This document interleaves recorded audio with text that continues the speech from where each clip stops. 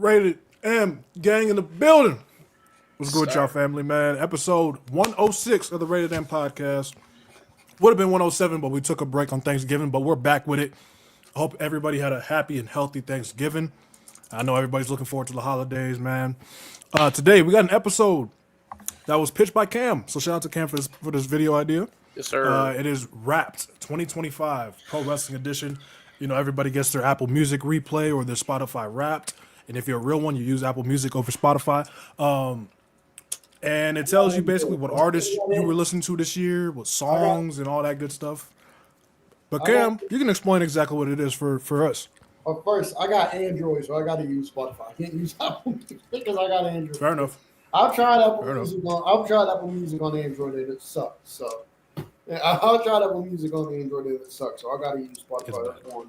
But dude, basically what this is a Spotify rap being dropped yesterday. Also, real quick, people in the chat, put your Spotify rap in the comments. Put your Spotify rap, the Apple Music rap. Drop your top five, or drop what your top five artist was, or drop what your top five artist was in the chat. Or drop what your top five artist was in the chat. But basically, I'm just going to work it simple. How was Spotify at the coming in December? How they give you your rap for the most and for the artists that you listen to most this year? We're going to do that here for this wrestling edition. What's the most promotion we watch? What's the promotion we watch the most? Who are the wrestlers we watch the most? What's the matches we watch the most? What's the pay-per-view we watch the most? It could be current, it could be retro. Yeah, that's what Spotify Wrapped is. And also we added what are your top five themes that you've listened to most this year? So that's basically what this is Spotify Wrapped. That's what this is Rated M Rap. But before we get into it, how was y'all Thanksgiving, man? It was lit, man. It was lit, man. It was cool, man. Solid. It was peaceful. It was a vibe. Yeah. Your boy ended up at a certain club. Not my idea. Didn't spend any bread, but it was great, guys. Mo was at a gay club, man. It was so okay. No, man. Whoa. Not that. Oh, fine, man. Hold on he now. Was having a great time, man. He was showing me. I'm an ally. Me videos, I am man. an ally. Mans was out here, but you won't catch me in there. I am an ally, but you will not catch me in there. Nah. Nah, real shit. No, real shit. Shout out to the LGBTQ community. If you identify as that, shout out. If you identify as that, shout out. If you identify as that, shout out to you. Thanksgiving was a very interesting experience. A very interesting Thanksgiving this year. Met my niece for the first time. That was great. That was great. I was great. No, I think you know what? Well, Thanksgiving was a lot of fun. Thanksgiving was fun. And then I mind if I dive into WrestleCade real quick? Go for it, bro. Go for it. All right, so I went to WrestleCade this year. Third year in a row, by the way, went to WrestleCade. The third year in a row I was at WrestleCade. If you've never been to WrestleCade or WrestleCon, you need to go. I highly recommend you go. It is a ton of fun. It is a ton of fun. That's what I had here. I had a ton of fun here. Met a whole bunch of guys made up your roster.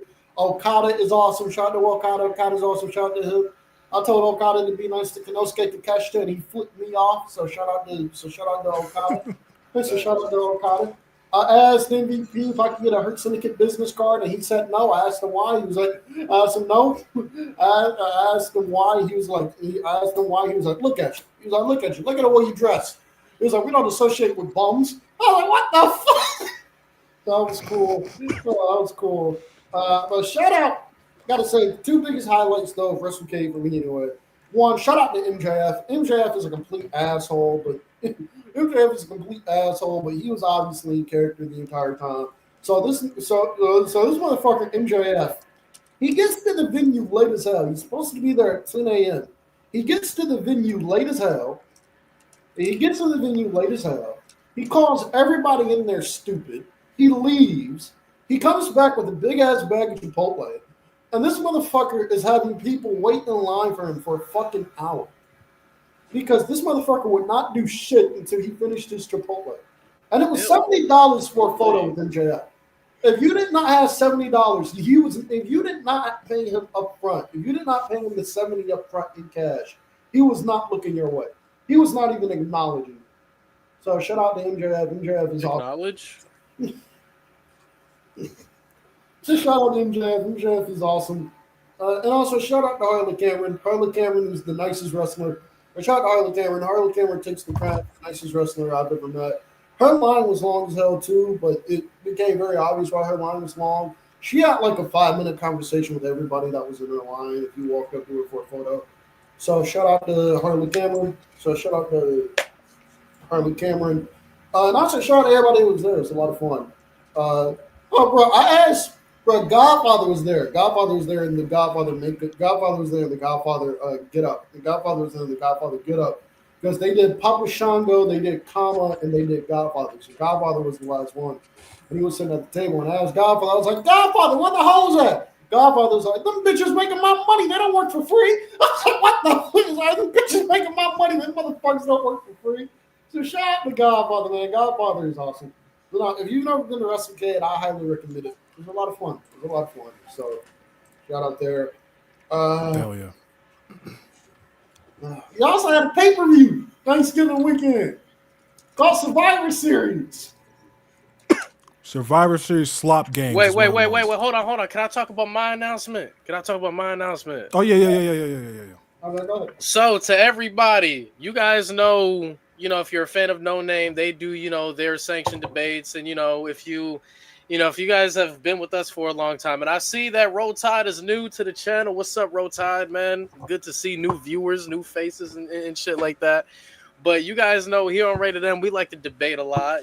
Some debates happen unintentionally, some debates happen intentionally, whatever. But effective immediately, January 3rd, Saturday, 9 p.m. Eastern, your boy, with Main Inspirations, going to give them their flowers. With Main Inspirations from Taco Blaze, your boy is also launching his own pro wrestling. Yes, the world champion. But yes, your boy, myself, Mo being part of creative, Cam being part of creative, and so many other people, we are launching Battleground Revolution. Yes, your boy Lewis is head of creative. It's going to be it came together very fast, but we have so much writing, so many details. My Twitch just got rebranded into Battleground Revolution, so we're going to be doing everything over there. So make sure you guys follow Battleground Revolution on Twitch. But it is very exciting. I've never done anything like this. So writing out stories, actual stories, and they're actually going to air. And we got a stacked roster. I'm not going to tell you guys who on the roster yet. There's going to be some familiar faces and all that. But we are launching Battleground Revolution. If you join the Discord, the Battleground Revolution Discord, which I'm sure some people can put the link in the chat, we already got the first 3 major shows already mapped out. So January, February, and March, we already got everything mapped out. So if you want to be part of the gang, and if you really want to keep this shit going, man, support. This is going to be fun. Like I said, we got some great shit, some great stories, some great action, and some great faces, familiar faces. Some might be new, but I'm very excited, and this is going to be fun. So thank y'all for believing. We already got shit going, and this shit is gonna be awesome. So thank you guys so much. And again, to give them their flowers, shout out to Taco Blaze for the inspiration. They're helping in a sense on social media, growing pro wrestling and having sanctioned pro wrestling debates. So it's good to add on to the flavor that they put out. So thank you guys. And let's get this shit popping. You're welcome. Yes, Mo. Thank you. You're welcome. You're forever champion. There he is, a Taco Blaze World Champion. All right. Forever. So, Mo, you gave your whole spiel on No Name. So you gave your whole spiel on No Name, Lewis. I know you did not watch Survivor Series. No. This show sucked. This show Lewis sucked. watched WWE. I'm so sure. No. This show sucked. The Survivor Series was Yeah, it's awful. sucking like LeBron right now. Holy shit. LeBron James You is looking been old, boy. LeBron James You is looking terrible old, now that I'm boy. playing. You looking old, bro. He Finally. old as fuck. LeBron. Yeah, All right, go that's- ahead, Cam. Go ahead, Cam. You got that. Yes, sir, go. This show sucks. Survivor Series sucked. This show was a big pile of ass. It was just not a good show. Was Cena Dom good? It looked good from what I've seen in the clips. It Wasn't? No. It was Cena just a little Dom- overbooked, man. A little too overbooked, I should say. No, Cena Dom was as basic can get. It was as basic can get with the Judgment Day interference. That's what it was. That's what that was. It's just, I thought women's war games sucked, and I thought the men's war games match sucked. And I thought both war games matches sucked. I thought both war games matches were awful. The women's war games sucked and the men's sucked. They were both bad. So I just thought, for me, I thought War Games overall was very dry. And to me, if you are still, after that show, if you're still in favor of War Games being forced as a yearly thing, you are part of the problem. Because if this year didn't prove even why War Games don't need to be forced every year, nothing will. Neither match felt like actual war. Blood and guts, shit all over what War Games was. I get it. WWE's PG, AEW's TV-14. I don't really like to compare the two too much. I think that's tacky more times than not. But it just, like, the stories feel very forced. More so the men's side this year. Usually it's the women's side. For me, the men's side was very, very forced this year. And the match itself supported that. It didn't feel like a war whatsoever. You had Jey Uso running it back. During War Games, Dusty Rhodes is rolling in his fucking grave right now off that shit. He's on a team Rest in peace. with 3 people that do not like each other. Like CM Punk, Cody Rhodes, Roman Reigns. Some way, shape, or form, there's water and oil there. Like, you should be focused on your teammates being on the same page. You should be focused on Cody Rhodes and CM Punk not jumping Roman Reigns. I don't fucking get it at all. Oh, I don't get it. This is what I also want to say. I feel like I've seen this so many times where people are like, "Well, NXT was so good and they had it every year." Guys, context. Takeover was every 2 months. They'll have a full 2 months to build up the show at the very least. WWE's giving themselves, they're shooting themselves in the foot with every 2.5, 3 weeks of fucking pay-per-view to build up a show. Like, bro, this context, bro. Takeovers were every 2 months, guys. Takeovers were every 2 months. Yep. Like, you know what I'm saying? But go ahead, Mo. We're still up, and LeBron went 0 for 5 in the first. Oof. LeBron can still dunk. LeBron can shoot threes. Yeah, all right, go He ahead. needs to retire. Give Luka the keys. speaking of people that need to retire, fuck the LA Clippers before they did to Chris Paul, man. Y'all not Facts, Word. facts. Fuck 'em. Word. Fuck 'em. Fuck 'em. Disrespecting a top 5 PG, Fuck 'em. man. What are we doing? Yeah, fuck them. Fuck them. What are we doing, bro? Yeah, Malik said it himself in the comments. Why are we yeeting mid-match? And there were so many people defending this shit, especially in Malik's comment because he made a video about it. There were so many people defending that yeeting shit. I don't have a problem with him running it back before the matches, especially if it's during the commercial break. Cool. That's for the live crowd that let them have their fun. Great. But motherfucker, in the middle of War Games. A match that's supposed to be about war, where we're supposed to kill each other and beat the shit out of each other. I'm focused on. Why? Ooh, Osprey! Oh God, bro. No, Dun-dun-dun-dun-dun-dun-dun. It's just War Games this year was bad. I thought War Games this year was very, very bad. Although I thought War Games this year was very, very bad. But I want to turn your attention to Raw. I did not catch all of Raw. I did not catch a lot of Raw, but I want to say 2 things. Raw happened? Oh. But I did not catch all of Raw, but I just want to say that Braun Breaker promo he cut on CM Punk was absolutely fantastic. That was the best promo. Speaking of that, Cam, was the best. I have to apologize to you. That was the best promo Braun Breaker has ever cut. They're doing Braun Breaker versus CM Punk on January. I think it's January 1st. Whenever that. I think it's January 5th. Oh, sorry. They're doing Braun Breaker and CM Punk January 5th for the World Heavyweight Championship. I don't think he's winning the championship there, but I think Braun Breaker. But I think WrestleMania time comes, put that championship on Braun. I would have Braun Breaker win the Royal Rumble this year. I hate to tell y'all, Sami Zayn is not winning the Rumble. The minute they moved Sami Zayn up to SmackDown and he started feuding with the MFTs, I was like, yeah, this shit on. What do you mean, bro? Bro, Gunther, bro. I mean, I'm not mad at Gunther either. I think he's an option. Braun Breaker needs to I don't think he win the will. Rumble, and Braun Breaker needs to win the Royal Rumble, and Braun Breaker needs to win the Royal Rumble, and Braun Breaker needs to beat CM Punk for the World Heavyweight Championship at WrestleMania. You know that's not gonna happen. You know why it's not gonna happen? You know Seth Rollins gonna cost Braun Breaker, right? You know Seth Rollins gonna cost Braun Breaker. Moving on to NXT that run. We're moving on to NXT. Bro, you know what's gonna happen, bro. Huh? It's WWE booking. You know what's gonna happen. They're gonna do the crazy, Seth and Punk on the same chaotic. side. Yeah, they're gonna do Seth and Punk on the same side. It's trash, Cam. I'm with you, bro. It's trash. I know. World Federation, bro. Cam, you gotta say it. This is terrible. This is terrible. Terrible. World Federation. This is terrible. World Federation. Kev's terrible is up there with Charles Barkley's, bro. Hey, hey, listen. Hold on. Listen. I saw the clips from NXT. I remember I could pull up the footage a couple of months ago. I had stocks in on Dion Lennox. I did. When we were doing our segments before most of us fell out of WWE, and hopefully we get back to the segment soon when we all finally get back and Triple H stops being an idiot.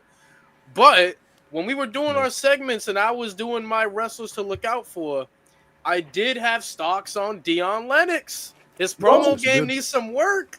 But y'all making money right now, Cam. You also had stocks and stacks, and boy, you also had stock and stacks. Hey, what's wrong with stacks? Hey, you bet. Hey, listen, when you bet, you either win or you fucking lose. I fucking not lost. every parlay hates. Yeah, not every parlay hits. But I had stocks on Dion Lennox. I had stocks on Kylie Armstrong. I had stocks on Jackson Drake. I'm hitting, Cam. I'm hitting on my shit. I had stocks on Ludwig Kaiser, and that's hitting. Did you buy stock in Kendall Gray? I don't think Kendall Gray was being showcased by the time we were doing that. Hey, buy your stock in Kendall Gray. Kendall Gray is like that. Kendall Gray. Yeah, she was hooping on Tuesday, boy. She's hooping. Yeah, she a hooper. But I'm just saying, bro. I had stocks on Dion Lennox, and this was before Dark State Dion Lennox. I said, listen, he's very raw. I said his mic work is dog shit, but in the ring, I can understand why he would appeal to NXT. He's big, he's athletic, he's powerful, his physique is good as fuck. Like, he like Austin Theory right now. He light-skinned Theory. That's what I'll put. Just a lesser in-ring worker. That's it. But he's literally Austin Theory. He reminds me of Austin Theory. And that shit he cut on Oba, was it good? Fuck no. But I could believe it, though. I could believe some of the words he's saying. Like, when you look at him and Oba side by side, Oba's not that much bigger than Dion, bro. So I'm seeing the stocks, bro. Cam, I'm saying, hey, buy your stocks on Dion Lennox, Cam. Speaking of stocks. Buy them stocks. Speaking of stocks, speaking of people that might need to drop some stock in. I saw this stat and I couldn't believe it. Damian Priest got his first pinfall win since May. On WWE main event. Camera fucked up. On WWE main event against Kit Wilson. That was the first pinfall win Damian Priest has had on television since Kit Wilson? Yes. Is Elton Prince still hurt from the Ridge Holland shit? Huh? Is Elton Prince still hurt from Ridge Holland? I think so. Really? It's been over a year, right? Yep. I just found it. Damian Priest obtained his first pinfall TV win since May on WWE main event last week. And the match against Kit Wilson. This nigga had not won a match on television about pinfall since May. Former World Heavyweight Champion Damian Priest. Oh, he got hurt with Fraxium. Got it. Oof, that is bad. But continue about Survivor Series. I want to hear the breakdown because y'all know I didn't watch that bullshit. Yeah, the women's war games had its moments, but dry. The EO trash can spot took forever to set up, and it was very contrived. That being an every year thing is kind of like. Yeah, I don't love that. Like it was cool the first couple times, and then you just kept doing it. It was like, all right, I want them to be especially creative with it, like doing it with Tiffany too. Like that was creative, but yeah, I don't like making her do the fucking swanton was cool, but like it took like 30 seconds to set that whole shit up, and like the entire team walking over to EO. I'm like, bro, what are we doing? But I mean, the result I didn't really care too much about, to be fair. Whatever. What was after that? Cena and Dom, for that to be John Cena's last pay-per-view match. It was literally a copy. It was literally a copy and paste of the Cena Dom match in Raw with Judgment Day Independence. No, that's what that was. They did a little callback to Penta's injury, like shoot injury on Raw, with Dom landing on his shoulder and then pretending it was hurt. I thought that was I was like, oh shit, that was well done. That was well done. I just don't like the fact that we didn't just have Cena go out on his last PLE and just go off. But speaking of people that are legit hurt. Speaking of people that are legit hurt. According to Meltzer, and it's AEW with Meltzer, so I'll take it. I take it serious. Darby Allin was Dynamite last night. Dynamite last night. They showed a vignette of Darby Allin hospitalized. Apparently that was legit. Darby Allin was hospitalized.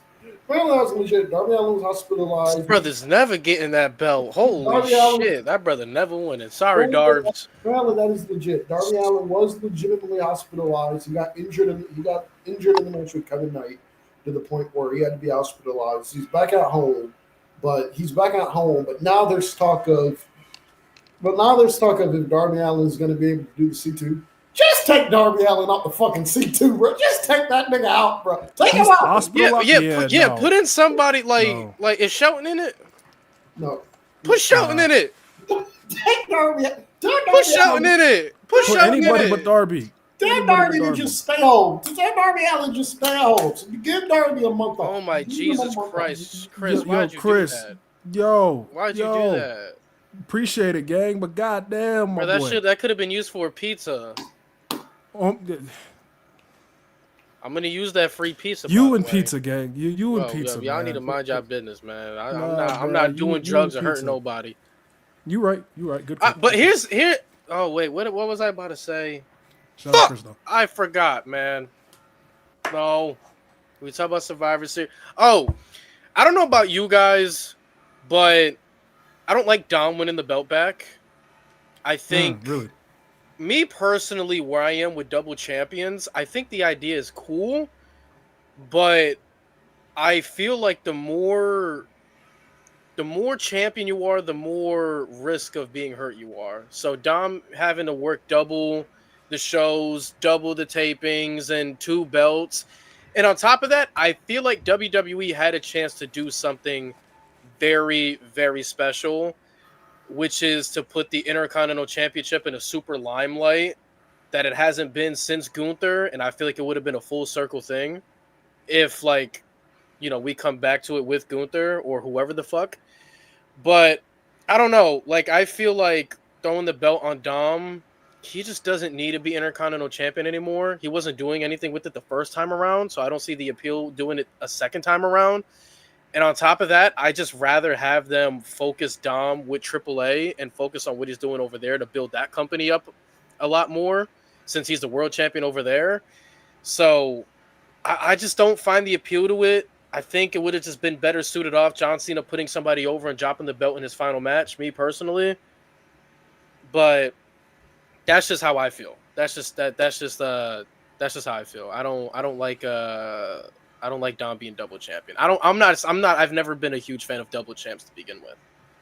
No, I feel you. I see your perspective on it. I personally didn't have a problem with Dom winning it back. Mainly because I knew Cena's last opponent was going to be Gunther, and I feel like especially with how they're presenting Gunther now, with them bringing back his old music, making him a killer.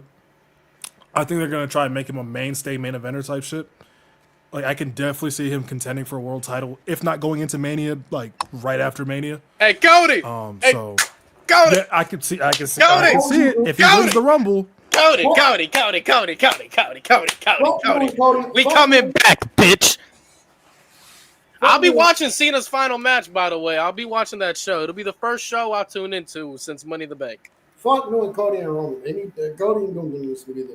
Fuck doing Cody and Roman. Well, chill on Cody. Oh no, whoa! If Roman want the smoke, he could go win King of the Ring and bring that ass over here too. I don't give a fuck. No, I don't give a fuck. no, Bring that shit over, bitch. Come on. We ain't scared of you. Come on. Not that. I was saying.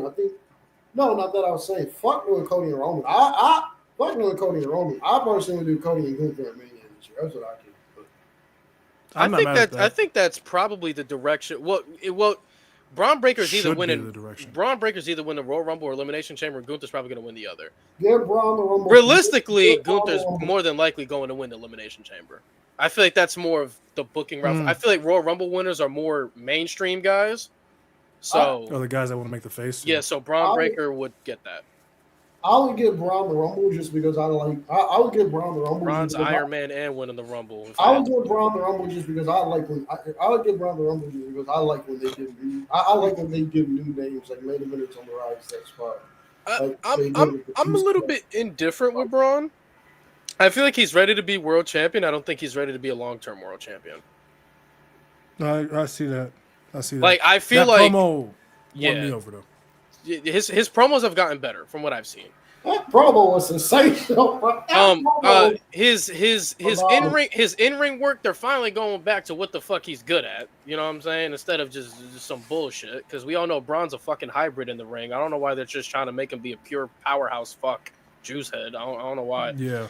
But everything seems to be coming together. I just think when you're in a world title position on the main roster, like a 3 to 4 month reign for Braun Breaker's fine before we start booking him in his prime with year-long title reigns and shit like that.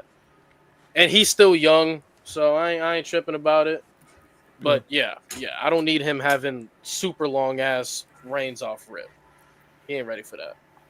I feel you. But damn, we're Series, really ushering in. Stephanie and Nikki Bella. How was keep that? Nikki Bella off the shows, please. Was it that bad? Why is she back? Why is she back? Cam, was it bad? Yes. Get Nikki Bella out the rotation. Get Nikki Bella out the rotation. I hate to tell you this, when Brie Bella come back, I hate to tell you this. Astro World, I love you, man. I do. You're my homie. I do. You're my homie. I do. There's a reason why after I did your show last week, why after those dudes said Nikki Bella and Becky Lynch was a good match, there's a reason I immediately logged off. There's a reason why I immediately logged off. I was like, nope, I'm not doing this. Nikki Bella and Becky Lynch. Was it good because of Becky? It wasn't good at all. It wasn't good at all? They had negative chemistry. It was not good. It wasn't one of the worst matches I've ever seen, but it was not. He said, I fear they're finally going to give Roman his Rumble win as the Tribal Chief character. Okay. Oh my God. The narratives I'm going to hear. All right, here's the thing. No. Next question. I mean, I can see Roman as an option, especially with Seth being out now. I feel like I can see Roman winning the title one more time. He's just not going to hold it for a long time. My thing is, if they run Cody Roman 3, he shouldn't be winning. If Roman beats Cody, I should say, you're going backwards. I agree. You're going. I've always said when they run part 3, it should be Cody Rhodes winning clean as a sheet, because Roman beat him at 39, and then he didn't win clean at 40. So clearly didn't win clean at 40. Fucking clearly. So yeah, the number 3 should be 3 different generations of that fucking match. We had 3 fucking different generations of that match. We had the Attitude Era, we had the Ruthless Era. Literally every bit of my childhood showed up in that fucking match. But yeah, that's how I feel about Cody Roman 3. I think if they run it back, I'm cool with that 100%. That is, I mean, they had 2 back-to-back top 5 Mania main events, but I just hope Cody wins clean, because otherwise you're going backwards. And I don't think WWE can afford to go backwards. That's just me. I do think if it was up to me, and I'm with Cam, I do think Braun should be champion at Mania. If it was up to me, Roman's done. I'm finishing off Roman and Braun at Mania personally. I'm giving Braun that rub, and then I'm having Braun win King of the Ring, and then he's smoking CM Punk at SummerSlam because CM Punk's schedule he can hold it that long. That's what I do. Because honestly, I know everybody loves Roman. I'm fucking tired of him. He half-ass. He doesn't show up for his builds. His feuds haven't been that good. Just put over Braun. Give him that last rub. And let's get the fuck going. Let's get the show going. Hey, you know what's crazy? I said the same thing last year. And it's taking y'all a year for y'all to catch. That's crazy. I said the same thing. Why does this always happen? I would love to keep him in. I would love to keep him and Bronson Reed together, though. I do think they're both really good together. For sure.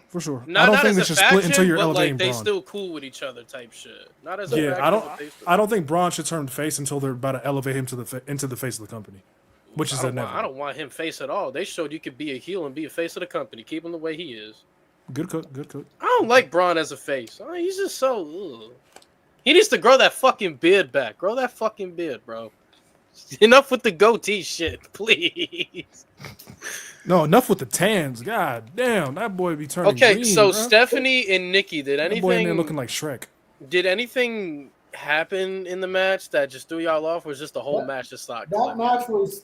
Crowd didn't care. That match was very heatless until it was time for Stephanie to hit the devil's kiss. Until it was a devil's kiss attempt, that crowd was very, very heatless. And I talked about this in Discord. I want to bring it to y'all. I want to get your thoughts on this.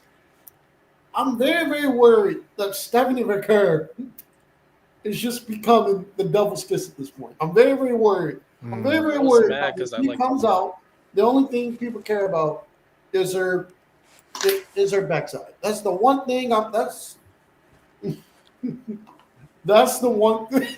What is happening? We're already saying big 2026. Shit, Roman. We're already there. Roman, you gotta. Outstanding. Honestly, Cam. I was.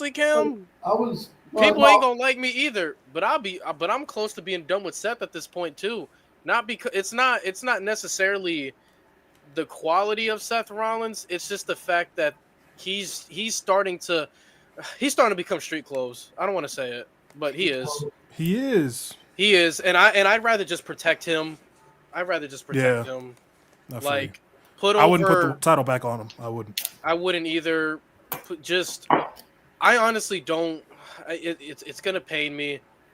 I wouldn't care if we don't get Seth and Roman one last time. I wouldn't care if we did or not. I'm at the point. I don't want to see Roman because he's gonna half-ass the build, and Seth is done. Seth is like the modern day Dynamite Kid at this fucking point. He's just gonna keep getting hurt. Like, yeah, it's every time they strap the rocket to him, something happens. Well, not the rocket, but they put the strap on him. Seth Rollins equals Anthony Davis. Yeah. Yeah, I wanted to. Over time, his body has just been falling apart, and I hate to say that because I think everybody likes Seth Rollins to an extent, but yeah, when you're the literal world champion and they're trying to portray you as the number one focal point of the product, and you got fucking hurt at probably the most important time of the year, which is WrestleMania, Road to WrestleMania season. Mm-hmm. I don't know what to tell you, gangy. I ain't gonna lie. Yeah, at that point. Also, Mo, I wanted to get your. Mo, I wanted to get your thoughts on that because Stephanie McCurry, she comes out, right? She comes out, and like the crowd really doesn't react to her until it's time for her to hit the devil's kiss. I'm worried that the only thing people care about with Stephanie at this point is the fact that she has a very, very nice backside. That's the only thing I'm worried about. That with Stephanie, I'm worried that the only thing people care about is that her backside. I feel like you just want to go to Stephanie McCurry. I feel like her Raw reactions have been good. Like when she comes out on Raw, the reactions have mostly been good. I just think it was the fact that she was in the ring with Nikki Bella, where people were just like, we don't care. Because they were quiet in Paris for the Becky and Nikki match as well. That's true. They were fairly quiet. Yeah, and I think she was put in a tough place because before she could truly marinate on the main roster, Naomi gets pregnant and the belt gets stripped from her, and WWE is like, well, we just took the belt off of Io, so let's like not give her back the belt because we didn't do shit with her in the first place. So, I don't know. I don't watch the shows though, so I don't know how the crowd reacts. No, she was steadily getting more and more momentum. I think. I don't know if she would have beat Naomi, but I don't think so. I think putting the strap on her now and then again making Nikki Bella her first main feud since she's won the title is kind of. I thought Cam liked Nikki Bella though. Shut up. Nikki Bella should not be. I did as a child. Nikki Bella should not be getting rotational minutes. It is the big 2025. Well, what's her stats? What's her stats? What's her stats why off the bench? Why is she in the rotation, bro? Why is she in the what rotation? is Kwame What's her average stats for off the career? bench, Cam? What's her stats off the bench? What did Kwame average for a career? Let me see. 5 points. A rebound. 5. 5 points. A rebound. 5 points. She get down low for that one board. 5 points, 2 rebounds, and an assist on 32% from the field and 35% from 3. Cam generous. I would have said she's like 2, 3, and 0.4. She ain't assisted no goddamn buddy. Why is she getting rotated? What? She getting rebound? What rebound she getting? Why is she getting rotated? Why she keep getting title matches? Why is she getting? Those are her rebounds, title matches. Yep, and she getting like one decent move every match. Oh, I do want to mention this stuff. The segment they did on Raw with Maxine and Natalya, I thought was tremendous. First off, fantastic. This should have been the build up. This should have been the build up to the Becky match. I mean, Darko's better than Killian Hayes. Bars in hell. How's that in hell, bro? Speaking of Killian Hayes, I saw a stat line where it was like the Nick was like he had 66 and 13 assists. He had like 66 points and 13 assists. I was not aware that it was over 2 games. I thought it would happen in 1 game. I was like, he did one in the G League. And then I saw it was over 2 games. I was like, oh. He could drop 100 down there, bro. He's facing guys that's about to deliver my packages and deliver my pizza in 3 months. He's delivering guys that's gonna be building rocket ships for fucking NASA. Like, ain't nobody worried about no killing fucking Hayes. I had to do a double take. I thought he did that shit in 1 game. I was like, 1 game? I was like, oh, he said, see, has Darko Milicic never averaged 10 points in his career? No, not even close. No, Holy shit. The closest he got was 8.8.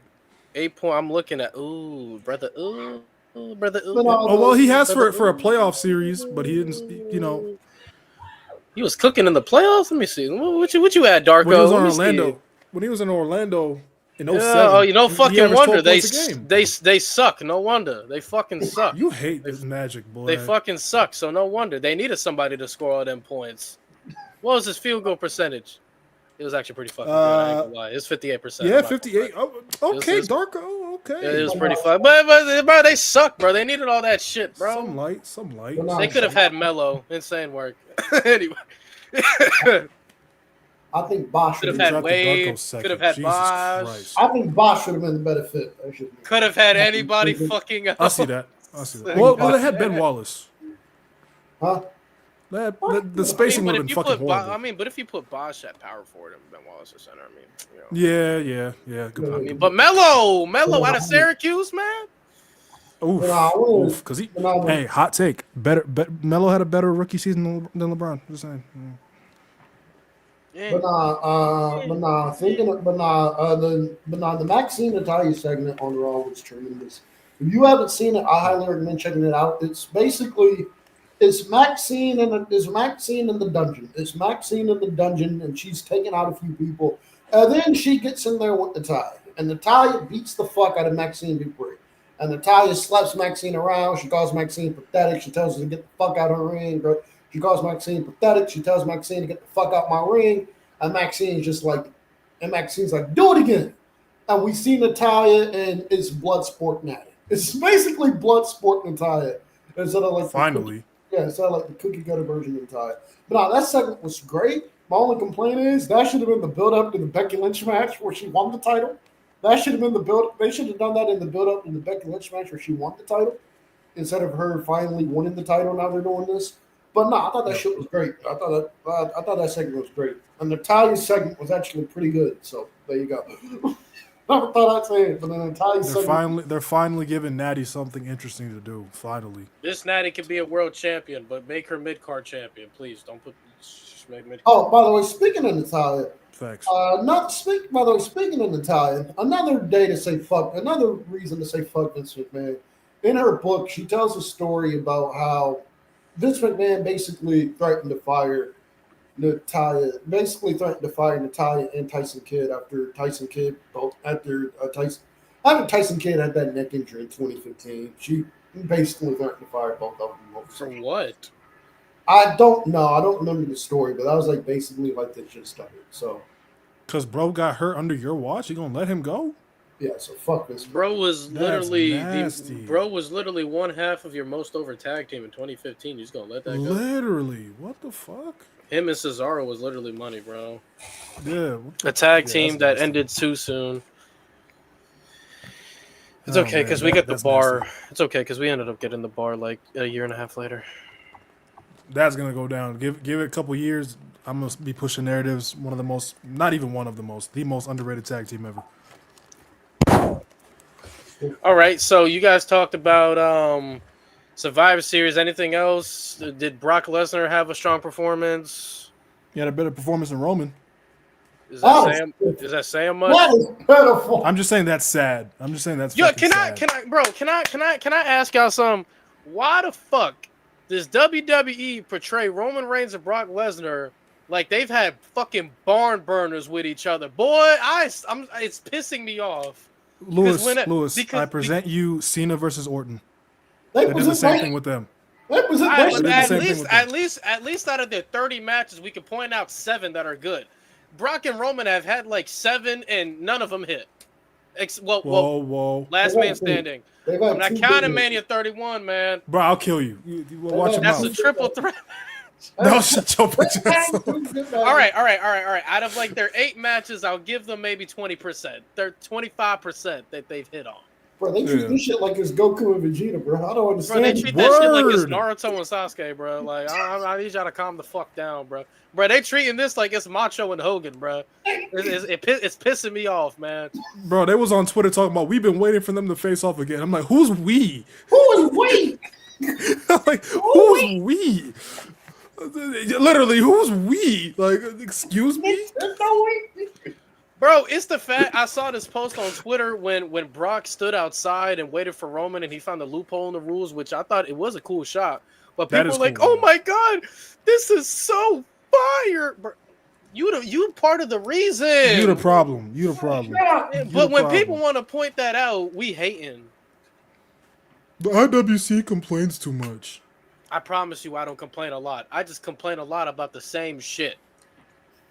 Like, why is Brock and Roman happening 10 years later? I don't want to see that shit.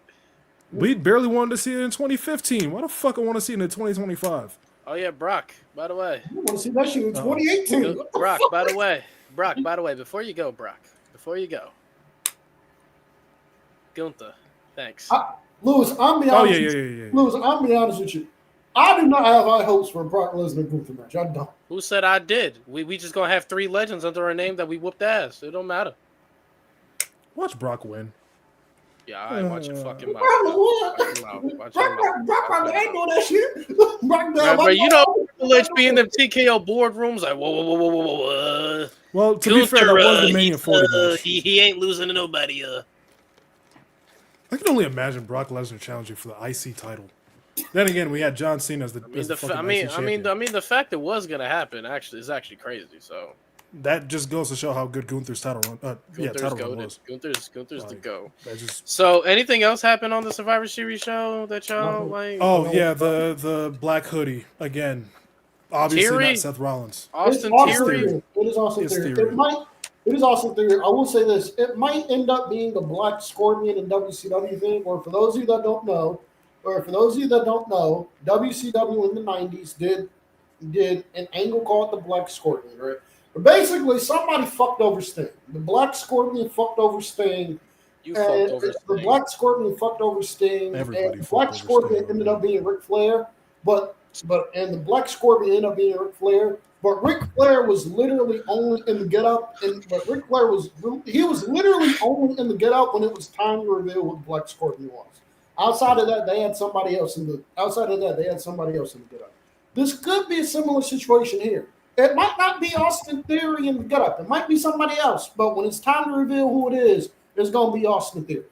That's all I gotta say. Yep. So it might be a Black Scorpion thing, but it's Austin Theory. It's not Seth Rollins, folks. It is not Seth. Okay? Bro, that boy was too athletic to be Seth. That You man saw the way Sting how he jumped always up got on that turned on. cage, bro. Come on, bro. Yeah, he was moving a little too quick, bro. Them knees was working a little too well. Exactly, bro. Seth ain't jumping down that cage like that, not with them knees. And bro, that was not a Seth Rollins. First of all, man, that dude was wearing sneakers. When have you ever seen Seth wear sneakers? Not even that, bro. That super kick did That not brother look like was wearing Seth, and that sneakers. stomp did not look like Seth. That's Seth. We know it's Seth Stomp. We know it's Seth. I've been watching Seth Rollins long enough and rewatched a bunch of his matches too many times to know. That boy was That too ain't no big to Seth be Rollins. Seth Rollins, boy. That's Somebody Austin said Theory, bro. Stop playing, bro. Somebody said it was Chris Jericho. Somebody responded. It was somebody responded. It was like that nigga in that black costume was not built like a baby mom. It was not Chris Jericho. Built like a baby mom is crazy, boy. Why do people keep saying it's Mox? He's under contract. Mox not athletic either, so I don't know why the fuck they say a Mox. Mox can't jump that high. What they think Jericho gonna turn the Vision into the learning tree, bro? Fuck out of here. I mean, listen, bro. We don't want that. I don't want Jericho back anyway. I think Jericho should retire. I want Jericho to hang it up. He was Y'all Mr. wrong. Krabs out of the shell is crazy. Y'all wrong, gang. Y'all wrong, bro. Y'all going to It's hell, bro. This is a crazy, special bro. place. Speaking of Chris Jericho, WWE has apparently offered Chris Jericho a retirement storyline and a Hall of Fame induction. That is what they've offered Chris Jericho. I'm fine Just with do the that. second one. I'm Do the second fine. one. I'm fine with that. So I think what it boils down to is Jericho ready to hang it up? Because if Jericho's ready to hang it up, then I could obviously see him going back to WWE. But if it's a case where he ain't ready to hang it up, I can see him getting on the phone with Tony. Hey, Tony, can I get a 1-year deal? He like, hey, Tony, hey, Tony, can I get a vet minimum? Y'all got any vet minimums around? Yeah, y'all got a 1-year deal. Right. So let's really look around the landscape. I'm really trying to see right now who would be a good fit to be in a retirement story with Jericho. Not saying Gunther, because we're not trying to. I mean, that's too obvious, or that's like too much of a low-hanging fruit. I gonna bring Me Jericho. personally, like if you're calling somebody up like an Ethan Page, where you can get some real heat on him, that wouldn't be too bad. They're gonna do Jericho on LA Knight, and LA Knight gonna lose that Mania for the third year in a row. And LA Knight gonna lose that Mania. Hey, watch your fucking mouth, yeah. Watch your fucking mouth. Yeah. That's what they gonna do. I was feeling you like, yo, LA Knight could. Nah, man, never mind, bro. That's what they're gonna do. It's gonna be bro. on LA Knight. The yeeting. I could see them doing Jay Uso to give Jay Uso an edge, you know, like, I just retired Chris Jericho, man. Give Jay something to do. That's what Mitra was pitching for Cena yesterday in the fucking Discord. To I should retire slap Chris the fuck out of him. Jericho. No. To retire Cena. Jericho to retire Cena. No, Jay. Is he? That's what Mitra was saying in the fucking Discord. He was like, Mitri- yeah, it Mitri, can make you- Jay an ultra heel. I'm like, Mitra, you mad gay. You mad Ed Bald. bald as fuck. You mad and skinny on top of that. No hair follicles. Bro, Fuck all of y'all who said I look like a civil rights leader today. Fuck all y'all. Hey, so when you was you there when Dr. King got shot? Fuck y'all. He was standing on that balcony with him. You was there, huh? You was there when JFK got shot, huh? Fuck all of y'all. Fuck all of y'all who said I look like a civil rights leader today. Fuck all of y'all. So how was it assassinating Osama bin Laden? I ain't do that. Yo. How was it? Won't do that shit.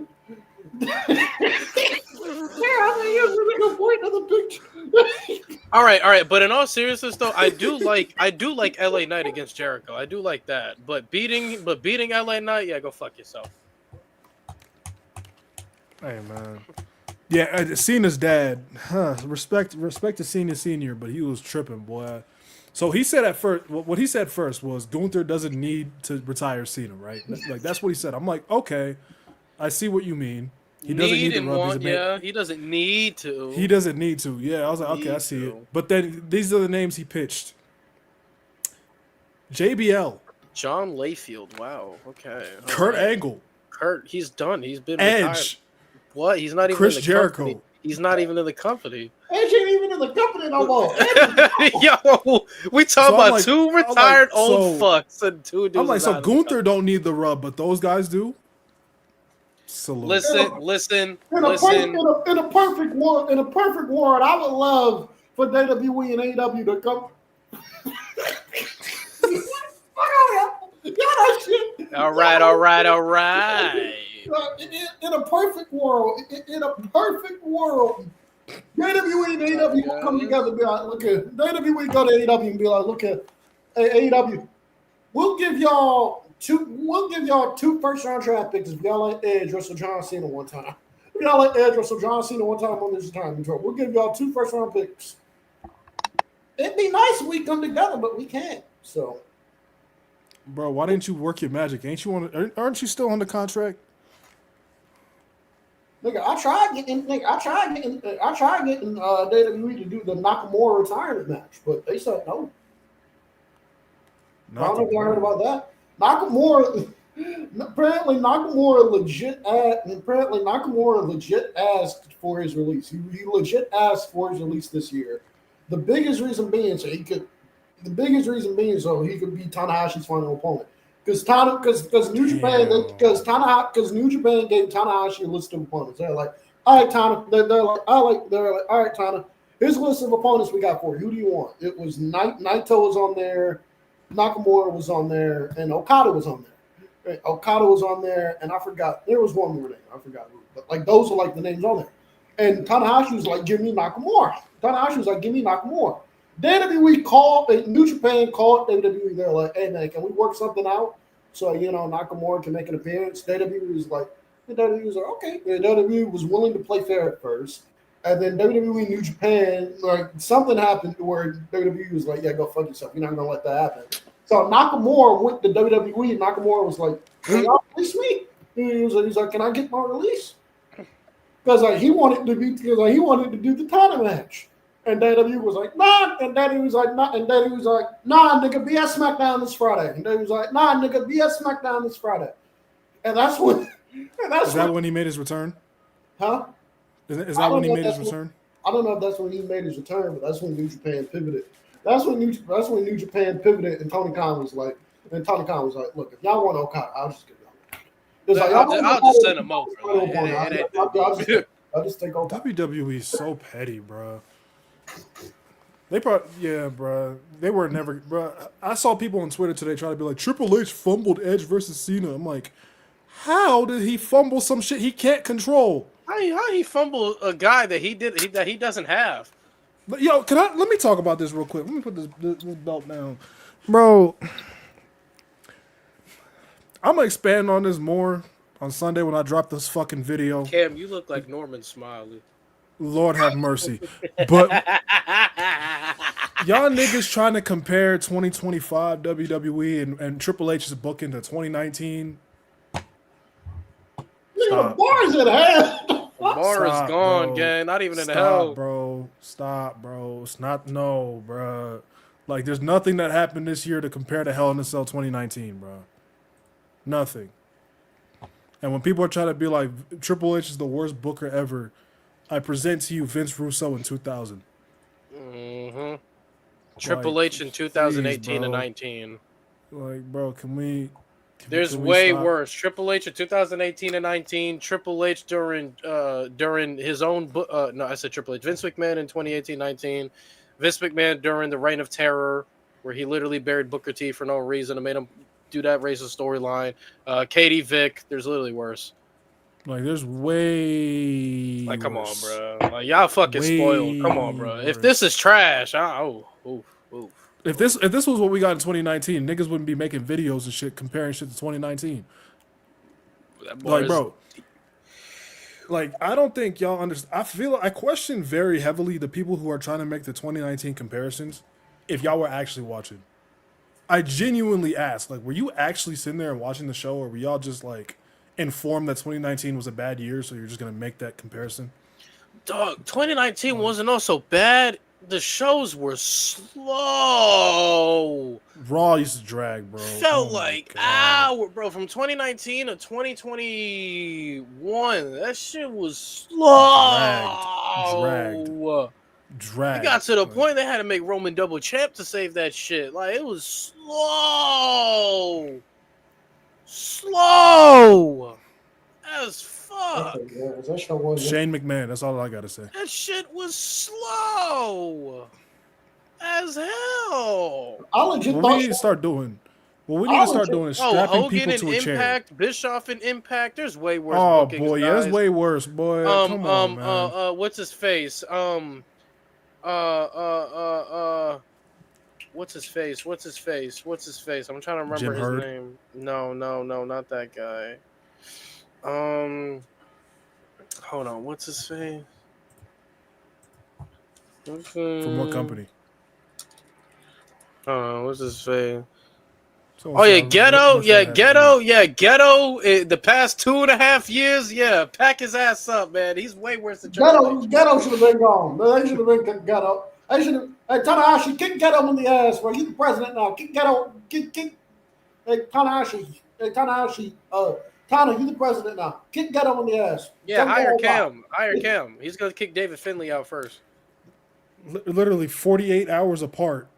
I will never forget that episode of No Name where he was doing the Ultimate Wrestling Debate, and both G Baby and Lewis realized that Hell in a Cell 2019 and the Kofi Squash happened. Yeah, in the span of 2 days. That shit was Bro, kind of crazy, bro. On their faces, they like conceded their end of the debate. They were just I think that was the round we had to give up. We were like, yeah, no, we can't even. You want to know what else is bad? You want to know what image is also bad? Let me pull it up for y'all. That's Brock Lesnar with the briefcase, and that's Kofi with the WWE title, and Seth with the Universal title. Did you know Brock Lesnar ended up beating both of them in the same year? He cashed in on Seth, then lost to Seth at SummerSlam 2019, and then eventually squashed Kofi Kingston. He beat both of those guys in that picture. So he beat both in the same year. He ended up the only reason why people don't remember is because Seth got the belt back. But he beat both guys. I didn't even realize that. He beat both guys. Oh He beat both guys. God. That reign, yeah, Brock got the belt back with the cash in. He got the belt back from Seth, and then Seth ended up getting it back at SummerSlam 2019. And then SmackDown 1000, Brock beat Kofi. Yeah. He ended both their reigns. The only difference is Seth got the belt back. Kofi didn't. Nigga, what the Yeah, I gotta re-record the video. Bro, I gotta re-record the video. Bro, oh beat my both. God. Seth winning the belt back is why people don't remember it, but he beat both guys. He beat both world champions in the same year. God, he beat both world champions. Or at least I'm gonna like edit a snippet in there and be like, well, I just remembered, I was just been informed that he broke both. Bro, he beat both. He beat both. Actually, where's the film, man? Hold on. When did? Yo, you right. Extreme Rules, yeah. So wait, when did Brock? So wait, Extreme Rules 2019, right? Yeah, it's July. Yep. Okay, Extreme Rules 2019 was July 14th, and then SmackDown 1000 was October 16th. SmackDown 1000 was a year before. Oh wait, not 1000. That was the premiere on Fox. Yeah, premiere on Fox. Exactly. Thank you. October premiere 4th. On Fox. Yeah. June, July, August, September, October. He beat him in a 4-month span. That was a 4-month span. Cam, he beat him in a 4-month span. Are you not hearing what I'm saying, Cam? He beat both world champions in a 4-month span. The only reason people don't remember it is because Seth got the belt back. Actually, hold on. These years are not comparable, bro. SummerSlam 2019 was August. He beat Kofi 2 months later. Yeah, because he came out on a SmackDown, I believe. Best after part Night about of Champions. it, Brock wasn't even on like, TV. He just showed up and said, "I want a match," and Kofi was like, "He's like, bet." That's why you should at least let Kofi get a fucking fight. Bro, they did that match when there was only 2 minutes left on the episode, bro. I thought interference was about to happen. Oh man. Bro, I thought it was gonna be like a quick. I knew it was gonna be a quick match. I didn't think it was gonna be that quick. Bro, they had a longer match at Beast in the East when Kofi wasn't a credible main eventer. Yeah. They had a match at Beast in the East, and the match was decent. Well, they only gave Brock that match. Bro, they only gave Brock that match because Brock was going to go visit a friend. Because Brock was going to go visit a friend, and Brock was going to go visit a friend, and he found an opportunity to make some money. He was like, I work the show. And Brock was like, I work the show. I'll be there anyway. Might as well. I'll be there anyway. Might as well. I didn't even know that. That's crazy. He was like, I'm clocking in for a shift. He was like, I'm clocking in for a shift. I'm being airy. I'm clocking in for a shift. Make some money. Holy shit. So that's the whole reason he went to Japan. He went to go visit. Brock in the world title scene was a genuine boogeyman, bro. This shit was insane. Bro, he literally, bro, I'm telling you, I swear, if Seth didn't get the belt back, people would be frying that shit even more. I'm telling you, gang. I didn't even peep. Like, bro, he beat both, man. He ended both those reigns. He ended both those reigns. As one of those champions just ended up getting it back. That's it. Other than that, he ended both those reigns. He fucking did. After one of those guys got it back, it got even worse for him. So, you know. Shit was terrible. You can who had it worse? Oh, nah, Kofi. Kofi didn't have it worse. Seth was cooked. Seth had to go through a whole change. Shit, Kofi was cooked because he got thrown down to the fucking tag scene, right back to the tag scene, and pretending like he didn't. Brother, this is terrible, bro. He months. really ended both those world title reigns. That's bro, people don't remember. Shout out to Dante. Wow. He showed his YouTube Wrapped, which if you guys haven't gotten YouTube Wrapped, you're more than likely gonna get it very soon because I know a lot of people don't have access to it yet. But Dante has showed his YouTube Wrapped. And he has Rated M Wrestling as his number 2 top channel of the year that he's watched. So shout out Dante. Bro. Shout out Dante. Bro. And he has Malik at 3, which shout out to Malik. And he has K-Rob at 4. So shout out K-Rob. That's the Rated M community right there. Right there. Hey, if anyone got us a number 1, bro, let us know. Tag us. Just curious. Yeah, just curious. Tag us. That shit is crazy though, man. Brock. Wow. That's an epiphany, bro. Wow. That's a trivia question. It really is. Wow. Y'all my number 3. Appreciate it, James. Wow. But yeah, man. Has there ever? Oh wait. I think you can count Edge at No Way Out. What? He got both reigns. Oh yeah, well, I mean, no, but he didn't end the reign. Oh man, wait, no, he didn't. He didn't end Triple H's reign because he lost his title. Who's Big Gold? Oh yeah, you're right. He did. Cena was Big Gold. And then who was WWE champion before when Edge won it? Triple H. So Edge went into the show WWE champion. And who did he beat before that? Was that Triple H? Jeff. Oh, that triple threat match, right? No, he beat Jeff. No, Jeff won it in the triple threat. Yeah. Edge won it back at Rumble when Matt turned for no reason. Yeah. And then Edge took it into the chamber and lost right away. So Cena was world champion from WrestleMania to No Way Out? No, Cena was champion from Survivor Series. Series to No Way Out. Yeah. He returned. Survivor Series 08 is when he returned from neck and. Survivor Series 08 is when he returned from neck injury for the first time since SummerSlam. Yeah. He beat Jericho for the title in his first match back. He beat JBL at the Rumble for the World Heavyweight. He beat JBL at the Rumble for the World Heavyweight titles. He retained against him. And then he lost inside the chamber then. All right, so at the Rumble when Edge won the world title, was Cena the champion? Yeah, Cena was the champion going in. Oh, so Cena was the world world heavyweight champion. Jeff was the WWE champion at the. Oh, so he ended both Oh, reigns. I see what you mean. So he ended both He reigns. ended both the reigns. He ended both them fucking reigns. This in 1 year. This fucking guy. In one night, goddamn it. In one. In 1 month, I guess. Yeah. Bro, like, he fucking ended both their fucking reigns. That shit is ridiculous. The two biggest baby faces at that. That's rough. That is rough. Hey, that was the night I became an Edge fan, bro. Well, that's how you do a heel right, though. You know, like Edge is. Bro, when he hit Kofi with the chair, I was in that crowd dying. Bro, what makes Brock diabolical is he had Money in the Bank, so it was either one or the other. Nah, he ended up getting both. He said both. He got both. Makes me question why the fuck you want Money in the Bank in the first place, bro. I mean, Ali. If I was Ali, I'm pulling that shit down. I would, bro. On me, you got me standing here like. You have to fire. You have to fire me, boy. Before we get into rated and wrap, there are two things that we gotta. Before we get into the main segment, there are two things we gotta talk about. One, big shout out to TNA. Big shout out to TNA. Oh no! For those of you that are not aware, TNA got on a television network this week, and it is the biggest TV deal TNA has had since Spike TV. TNA, starting in January, is going to be airing every Thursday night on AMC. If you're not familiar with AMC, AMC is where they air The Walking Dead, Breaking Bad, and Better Call Saul.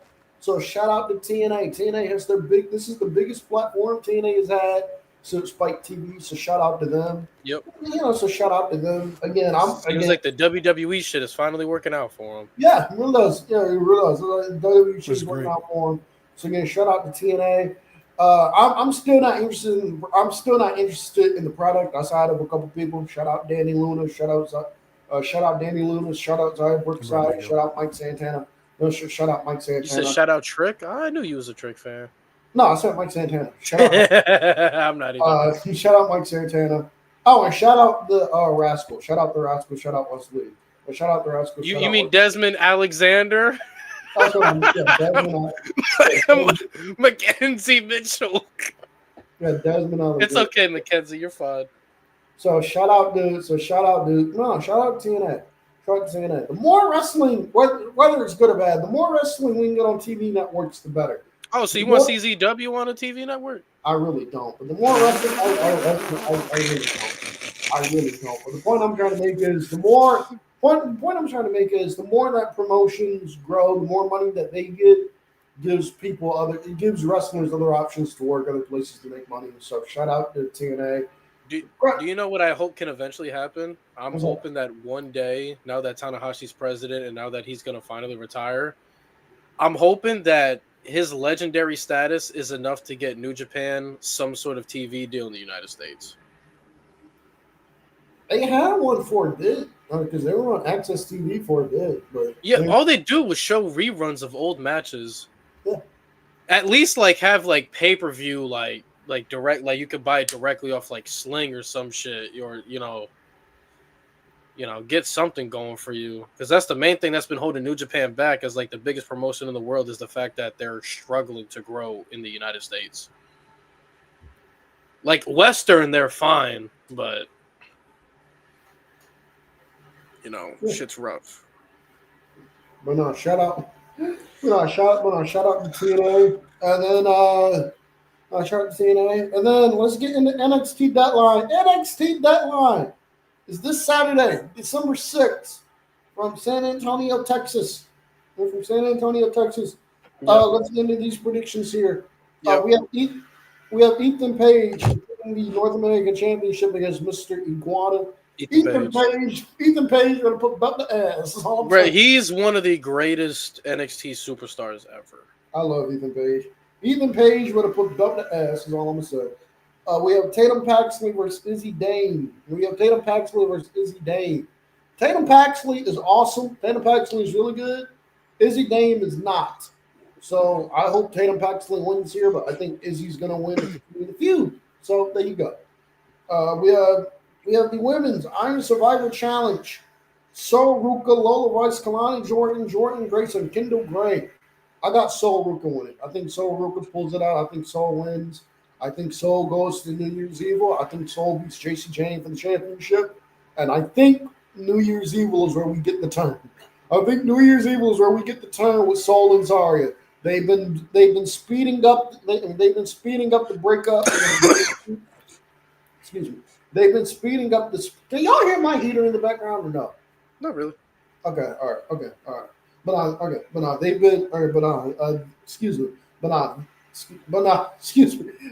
they have been speeding up the breakup. Zarya throwing the towel for Sol Ruka, so Zarya throwing the towel for Sol Ruka, so that's how Sol Ruka lost the rematch to Blake Monroe. Last week, Sol Ruka was not out there for Zarya in her speed match, which finally ended up winning. And this week we saw NXT. Zarya told Sol Ruka, I ain't gonna be out there for you, fuck you. And we saw after the 6-woman tag, after the babyfaces won, Zarya speared the hell out of Kendall Gray. And sure as hell looked like that spear was intended for Sol Ruka. So the turn is coming. The turn is coming. The turn is coming. But I think Sol Ruka is gonna win the Iron Survivor here. And then Sol Ruka wins the championship at New Year's Eve from JCJ. And that's where the turn with Sol and Zarya happens. I think it happens on this show, New Year's Eve. That's what I think there. So there you go. We have the men's Iron Survivor. We have Javon Evans, Leon Slater, Joey Hendry, Deion Lennox, and Miles Bourne. It's either going to be between Javon and Miles in terms of who wins here. I think Javon pulls it out. It's going to be Javon. I think the plan is for they're going to get the belt back to Oba.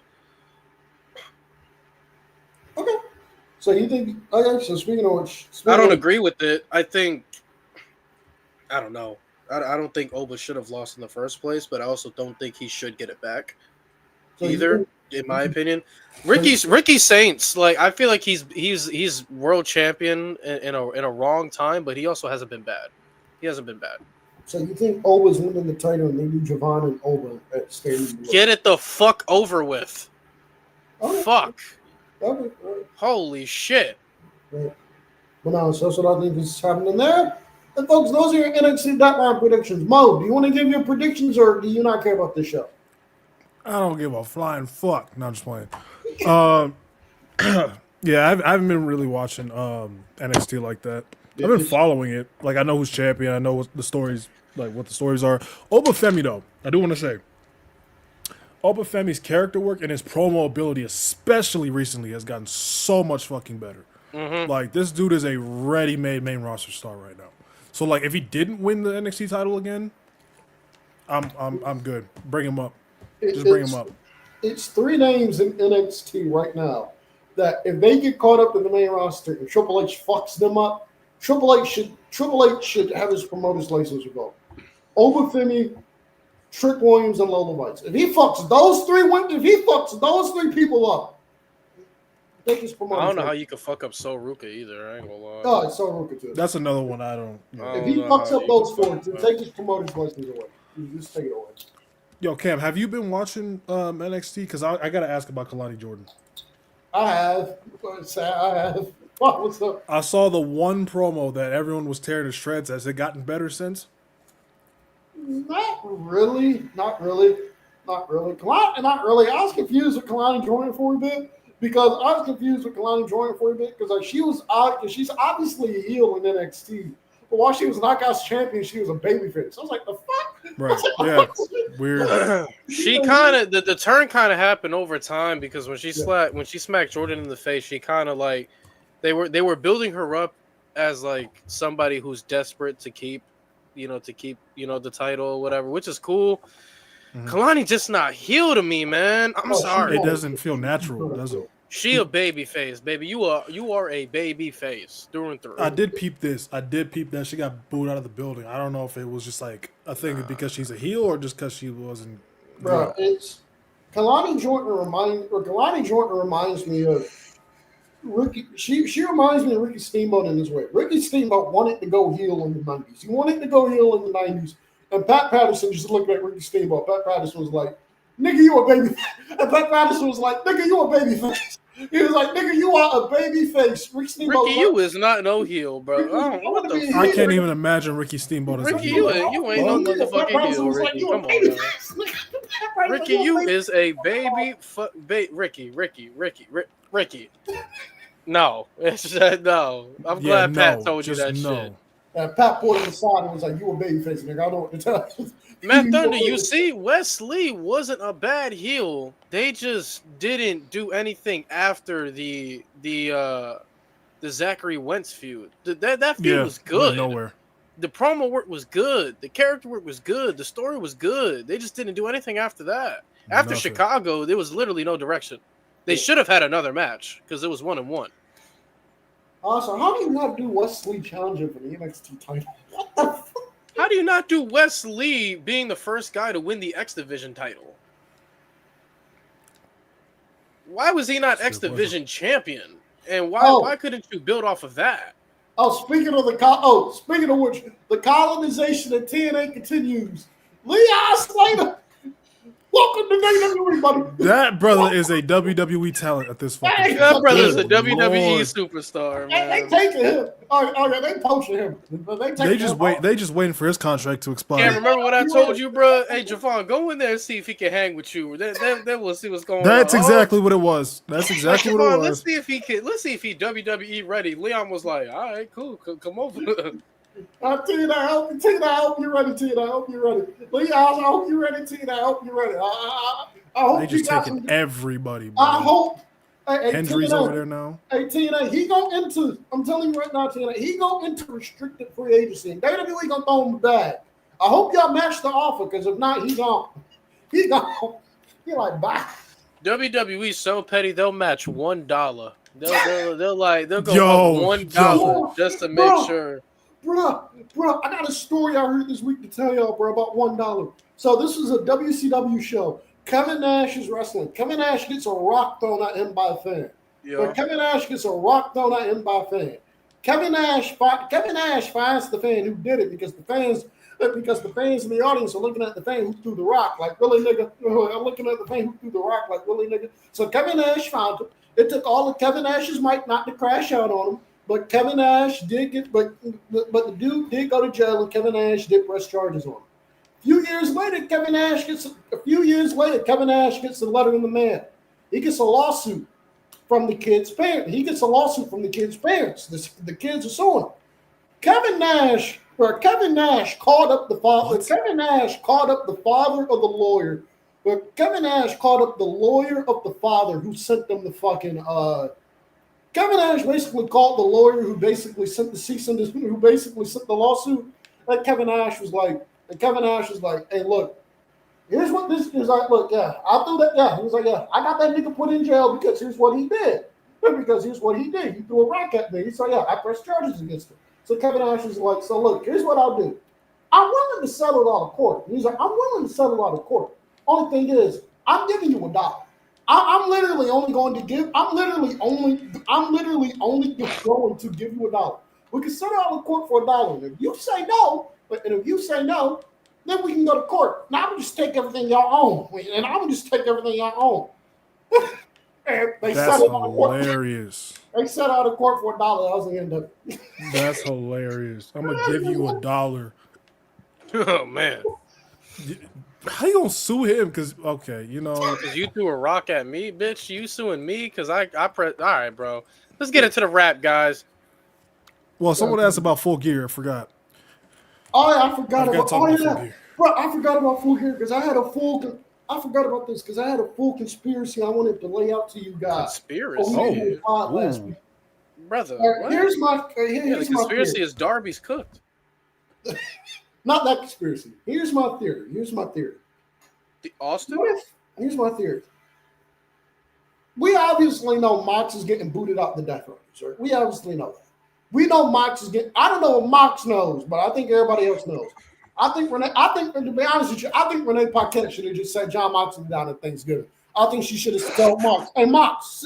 I think she just should have told him. Hey, Mox. She got to do the two hands, honey. Hey, Mox, this right here. Honey, I'm gonna be honest with you. You're gonna get your ass whooped that one. I'm gonna be honest with you. You're gonna get your ass, and you might want to bring the strap. You might want to get that fork on you, because you're gonna get your ass whooped that work. I'm telling you now. You're gonna get your ass whooped that work. I'm telling you now. Shit, bro, they're gonna pull it to a gun store, and he's gonna ask Renee, "What are we doing here?" Renee gonna be like, This for your protection. So I think it's very clear that as soon as Claudio loses the CMLL championship, he's AEW World Title bound, right? At this point, I can see that happening.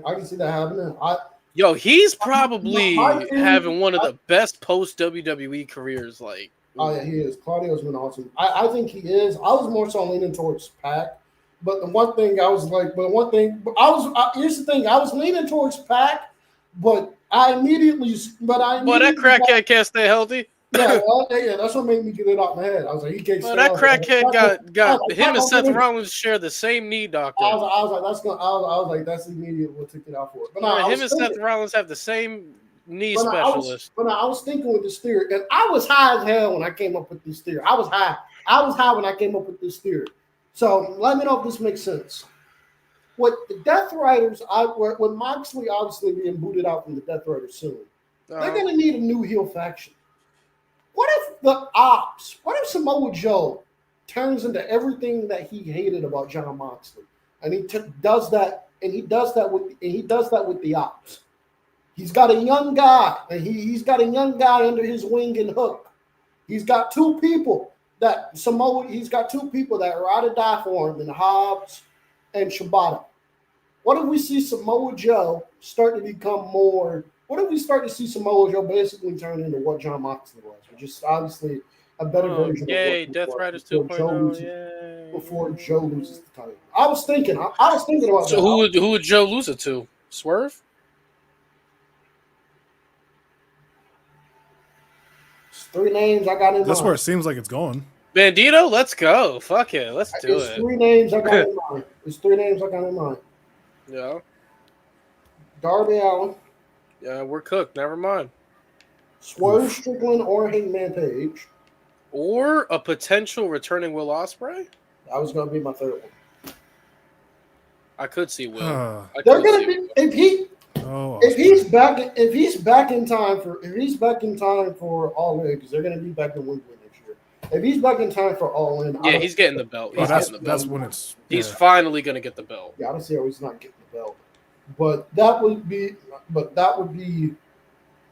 Okay, the theory made a lot more sense when I was high, but I obviously forgot a lot of it. But that was my thing. Shut up. That was obviously my thing, but I was. Oh yeah, the MJF contract. I forgot. Oh, I forgot you also about got that. MJF with the contract. So. Money in the bank, huh? No, I'm just playing. But I want to say this about Full Gear. First off, I told y'all.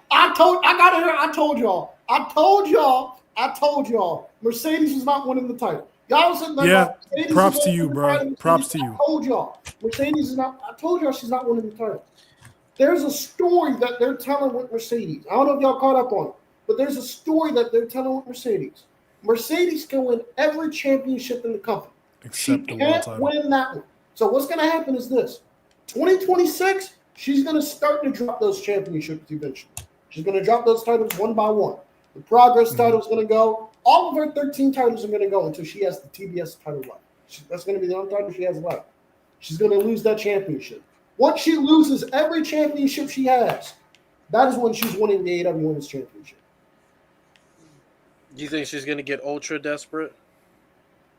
I can see that, but no, I think the story they're telling is this. I can see that, but no, they're going to start her downfall before they build her back up and give her the title. Because it never made sense to me that Tony Khan is going to put his world championship on a woman who has 14 other titles in different promotions. Now when it's time for this promotion to take the championship off this person, take the championship from Mercedes and put it on this person, Tony Khan's going to be like, but you ain't beating my world champion, the fuck? So it never made sense to me that he was going to do that. But that's the story that Brett, I'm telling y'all, that's the story they're going to tell. That's going to be Mercedes. That's going to be the big story for Mercedes in 2026. She can win every championship, and she can win every championship. She can't win the big one. She can't win the AEW Women's Championship. And you're going to see 2026. She's going to drop those. She's going to drop those titles one by one until she has the TBS Championship left. And once she loses the TBS title, that's when she's getting the AEW Women's World Championship. Hey, you called the shit. You called the shit because I was adamant that she was winning at fucking Full Gear and she didn't. So I figured that wasn't going to happen. But shout out to Chris Statlander and Mercedes because there were a couple moments in that match where I thought they were going to put the belt on Mercedes. That match was awesome. That match is fucking awesome. First off, but like that match is fucking awesome. First off, but like the fucking arm work they did, where like Mercedes was working over the arm nonstop, bro. I thought that was it. I thought that was going to be the out. I was like, fuck. That's going to be the out. That's going to be the out. They give Statlander. Her arm went out. That's what caused Mercedes to win. I was like, fuck. But not Mercedes and Statlander was great. Shout out to that. Oh my god, bro. There's a spot in the match that I love, and it's so simple. It's such a simple spot, but I love it so much. Chris Statlander and Mercedes, they're brawling on the outside. Stat gets the better of Mercedes. Mercedes is on the outside, and Stat rolls back in the ring. And Stat is just content with taking the count out win. Because at this point, her arm cannot take anymore. So Stat's like, hey, Stat's like, hey, you know what? And so Stat's like, hey, you know what? I don't want to win this way, but I'm desperate. So she gets counted out. That's great. And then Mercedes rolled back in the ring, and you saw Chris Statlander's face. You saw Chris Statlander had a scared look on her face, like fuck. But that match is fucking great. Hook being the one of all people to be the catalyst in Hangman's reign. Hook. Now I will say Joe winning shocked the fuck out of me. That shocked the fuck out of me. But I'm happy for him because I know he's gonna retire next year too. So, or at least that was one of the rumors. So I'm happy for him. But that I did not see that shit coming. My boy Kyle O'Reilly whooped Moxley's ass. He tapped him out again. Whooped his ass. Kyle, big Kyle in the cut. Yeah, I told y'all he better than Adam Cole. Stop playing. Whoa. Yeah, he better. He has a better AEW career than Adam Cole. Easily. Oh, I mean the bar's in hell there. Clears him. No, Kyle O'Reilly is great. Clears him. Kyle O'Reilly is great. I don't know if you guys saw the Samoa Joe Eddie Kingston face-to-face promo. What did he say yesterday that fucking killed that me, shit bro? was Something about the petting zoo. Oh, wearing a suit to a petting zoo. Eddie Kingston kept that shit short and sweet. And I was like, fuck. Like, bro, Joe killed me, bro. He said it's like wearing a fucking suit to a petting zoo. That's why I ain't wearing that shit today. Samoa, shut up. Ew. Bro, you crazy, man. Nah, Joe hilarious. Right. Mark Briscoe beat Kyle Fletcher for that TNT title. Yes, sir, my legend. I don't know what's with the Mark Briscoe hate. I don't know why that people shit don't, forced, man. I don't know why people don't think he's believable. I don't understand. I genuinely don't. Bro, I love Okada getting to the building late as hell. I love Okada. He got to the building, bro. He got to the building mid-match. It was because they did a 6-man tag. It was It was Mystico. Masquerade Dorada, and I think Neon. It was them against the Don Callis family. And Takeshita and Hichisaro are in the ring, and they're getting their ass whooped. And Okada finally shows up to the building. Okada finally shows up to the building. He gets out of, I think it was a McLaren he was driving. He gets out of his McLaren. He's in full gear. He gets out of his McLaren. He's in full gear. He grabs his robe, and this motherfucker does his full entrance mid-match. While Takeshita and Hichisaro are getting their asses whooped, Okada does his whole entrance, and then he gets in the ring and commits to whooping ass. And every time Okada hit Takeshita, Okada had a big ass smile on his face. That shit was funny as hell. I love Okada. That shit was funny as fuck. Shout out to Okada. All right. Was there anything else on Full Gear that we got to talk about? No, let's get to the Wrapped. Sorry about that. I did my ramble on Full Gear. So no, I deserve to cover. I mean, if we talk about fucking slop games, we might as well talk about Full Gear. All right, let's get to the. As y'all can see, I'm a casual AEW fan, but at least I'm watching. I've been for some reason as of late, I've really been in tune to Ring of Honor, and it seems like slowly but surely, Persephone is going to end up getting signed to AEW. Oh yeah. The final battle's tomorrow, right? All right, that contract coming. All right. Yeah, Persephone is damn near on her way. I know Zeta Steel is. If she's not signed, she will be signed very soon. Oh, So, speaking of signings, they're making moves in the women's division, man. They're adding more depth and more really good names. So. speaking of signings, the We Want Cross movement worked. We got Cross. Where? Oh, Lena Cross. Yeah, we got Lena Cross. Lena The Cross. We Want Lena Cross Cross. movement Yeah. worked. It worked. It All right, worked, let's bro. go, man. Let's get into pro wrestling rap, shall we? Yeah, The people want to know, man. All right, so before we get into that, obviously we did the whole your hair. We did the whole Spotify rap thing. Mo Lewis, I can't I say gotta shit. I need know. retweets. Mo Lewis, I gotta know. What was your Spotify rap, or what was your Apple Music replay, whatever? All right, so are we going just I'll question pull by it up. question? No, just tell me what your Spotify rap was. Just tell me what your Like our I actual did spot- YouTube. okay. Oh, I did YouTube. yeah, I got Apple Music. Yeah, because I did YouTube. I'm not paying, bro. YouTube free. All right, so. Hey, good. All right, good, so good, my good. top songs. So my top 5 songs. Number 1 was "I Hate Youngboy." Number 2 was "I Hate Youngboy" by NBA Youngboy. Number 2 was "Bad Bad Bad" by Young Thug. Number 3 was "Little Things" by LMA. Number 4 was "Whoa" by Lil Baby, and number 5 was "Empty Out Your Pockets" by Juice WRLD. You having Lil Baby on your shit surprises the fuck out of me. Bro, I love old Lil Baby, not that new shit. Yeah, that's he what I'm be saying, dropping. That bro. shit ass. That new shit. Because is he still trash. made my top 10 artists just Bro, because of if his you- old shit, bro. If you listening to Lil Baby, like the new Lil Baby in 2025, Yeah, that mixtape that shit that ass. dropped, I'm not listening to that. I'm not shit listening to ass. I can do YouTube. Do the songs. Do the songs first. that. I could do my songs real quick. Yeah, do your top 5. Do your top 5 songs. Top 5. Number 1 was Luther. I'll just get it out the way. I was heavy on GNX this year. Number 2 was Timeless by Weeknd and Cardi. 3 was TV Off, which this 3 and 4 surprised me. I'd expected it to be flipped, but TV Off and then Heart Part 6. I vividly remember clicking Heart Part 6 way more than I remember clicking TV Off, but that's okay. And then 5, surprisingly, She Ain't You by Chris Brown. These are These are my top 5 songs. Elite instrumental. For Spotify. All right, these are my top 5 songs for Spotify. Since y'all want songs, here we go. Y'all are gonna laugh at me, but here we go. Let me pull it up. Where are my fucking top songs? Here we go. Number 1, I got After All the Bars Are Closed by my boy Thomas Rhett. Y'all know I love country, so that was my number 1. Number 2, I had Hanging On by Ernest and Morgan Wallen. 3 was Truth and the Lies by Citrusy and Lil Durk. 4 was 15 Minutes by Sabrina Carpenter. And 5 was Darling I. I'm sorry. White girl music gets me through the day at work. I'm sorry. I love Sabrina Carpenter. White girl music, fine. I'm with She you. gets me through the day at Wait, work. LeBron's double-digit streak just ended? Oh my God! Outstanding. No, my childhood. At least we won, at least we won. But my childhood. No, Bron. He had 8 points and 11 assists. Bron, you suck now. Get off the court. Bron. Well, off the officially no fucking longer court. top 10. Get off the fucking court, Bron. Damn. You suck. Officially he's no You longer top 10. fucking- Wow. Bron, you stink. You fucking stink.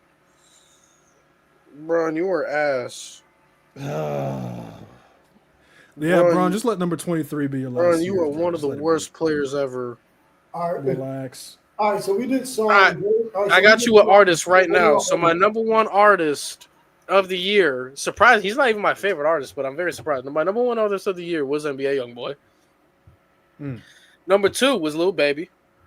Number 3 was Polo G. Number 4 was Young Thug, and number 5 was LMA. Okay. I would think that's accurate. I'm very surprised Juice WRLD is not on here. I'm very surprised XXXTentacion is not on here. Very surprised PNB Rock is not on there. But I'm surprised Beyonce didn't make my top 15. yeah, I'm surprised Queen B ain't on there. I'm surprised T.I. ain't here. Because I literally listened to Beyonce's entire Because catalog. T.I. is my favorite artist. I'm surprised T.I. ain't here. Because the past 2 years, T.I. has been there. August Alsina's been there. Justin Timberlake has been there. Juice WRLD has been there. So I'm very surprised. Very surprised. Shit, Tupac made my top 10, but not my top 5. So I'm very Who's your top surprised. 5, Mo? Who's your top 5 artists, Mo? Was Drake, Kendrick, Kanye, Weezy, Jay-Z. All right, these are mine. Again, y'all gonna laugh at me, but these are mine. Number one was Morgan Wallen, which actually shocked me because I thought I listened to more Kanye than I did Morgan this year.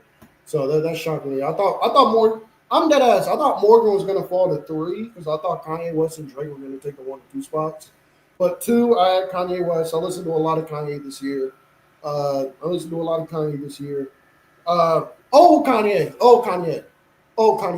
2004 to 2020 Kanye is amazing. Everything after that, niggas wash. 2020, pushing it. Donda was a good album. 2020, pushing it. That's why I said the 2020. Donda I thought was a good album. That's why I said this. Stop it. Donda was good. We can get it. We can get into it in the Discord. We'll get into it in the Discord. Donda was good. Stop it. No, I got Drake. Better than Jesus. No, Jesus is better. I got Drake at 3. My number 4 was Ariana Grande, and my number 5 was Jermaine. As my boys RDC say, Jermaine. Cole. Who's be hating on J. Cole for no reason, bro? No, it's because Cam blast that new J. Cole, man. That shit is ass. Top 5, bro. Stop playing with me. Bro, that new J. Cole is ass. Turn this shit on. Ass about it? What's ass? Let's get into the wrestling, bro. Bro. Hold on, I gotta hear y'all's albums though. I gotta hear the albums. YouTube didn't do my albums. I'll give y'all mine. So number 1, like I said earlier, GNX. Number 2 was Views by Drake. Best album. Number 3 was. Album. I am mad at that. Number 3 was You Can't See Me, surprisingly. Number 4 was All Eyes on Me, and then number 5 was. I'm surprised it wasn't flipped with my number 6, which is Graduation. It was the fucking Lemonade Mouth soundtrack. That's a better soundtrack. Fire. These were my top 5 albums. And again, I'm shocked that I don't have a single Kanye album on here. Because I listen to a lot of Kanye this year. So I'm shocked I don't have a single Kanye album on here. Let's get it. My number 1 was I'm the Problem by Morgan Wallen, which shocked me. Because I thought that album was a hot piece of shit. But so that's my number 1 album. But my number 1 album was I'm the Problem by Morgan Wallen. Shits on your my number 2 was One Thing at a Time by Morgan Wallen, his best album, I think. Number 3 was. Now you surprised. Number 3 was About a Woman by Thomas Rhett. Number 4 was Texas Forever by Hudson Westbrook. And number 5 was Take Care by Drake. All four except Take Care were country albums, folks. I love country music. All right, man. Let's get to pro wrestling. Take Care is so good, man. Love Take Care is fire. Views better. I agree. I agree. All right, Cam. Let's get it. Pro wrestling wrapped. You asking the questions, we answer, or we all answer. All right, so guys, we just did our Spotify wrap. Mama Lewis, who are your top 5? Who's in your top 5 for wrestlers this year? Wrestlers that you watched the most this year in the Big 2-5. All right, so just out of curiosity, do they have to be wrestling in the Big 2-5, or is just what I've watched? It's just in general. Okay, cool. All right, go ahead. It's just in general. They gotta be. It's like what Spotify does. Yeah, because I did all time. Yeah, that's what I was referring to. Go ahead, Mo. I don't know if I can put them in order for sure, but because of the debate we had earlier this year on No Name Triple H, I watched a lot of Triple H this year. Shawn Michaels, Kota Ibushi. I've been getting my Japan bag. So Tanahashi as well. Yeah. Not retirement tour Tana. I haven't watched a lot of that though. What's number 5 I've watched? Oh, I've been revisiting a lot of old Cena. So valid. For me, I'm gonna go. Number 1 is obviously Johnny Gargano. Obviously. Number 2, Gunther Walter, obvious reasons. Number 3, AJ Styles, obvious reasons. Number 4, Ilya Dragunov. And number 5, it might shock a lot of people, but Brock Lesnar. I've watched a lot of Brock Lesnar. It was between him and Jey Uso because, as I slander a lot about Jey Uso, I need to know what I'm talking about. And I have watched a lot of Jey Uso in Big 25 just to make sure I know what the fuck I'm talking about and why he sucked. Watching is crazy. I did. Hate watch the fuck out of Jey Uso. He at least know what he was saying. He at least know what he's talking about. But him having Jey Uso that high. Well, him having Jey Uso that high, I understand it. I think that's why Kanye ended up being my number. I think that's why Kanye ended up being my number 2. Because I wanted to pinpoint the exact moment Kanye West fell off. So I went back and listened to every album of his, and I was like, oh, shit. I went back and listened to, every album of his, and it was just fucking peak. But so that's yours. What about you, Mo?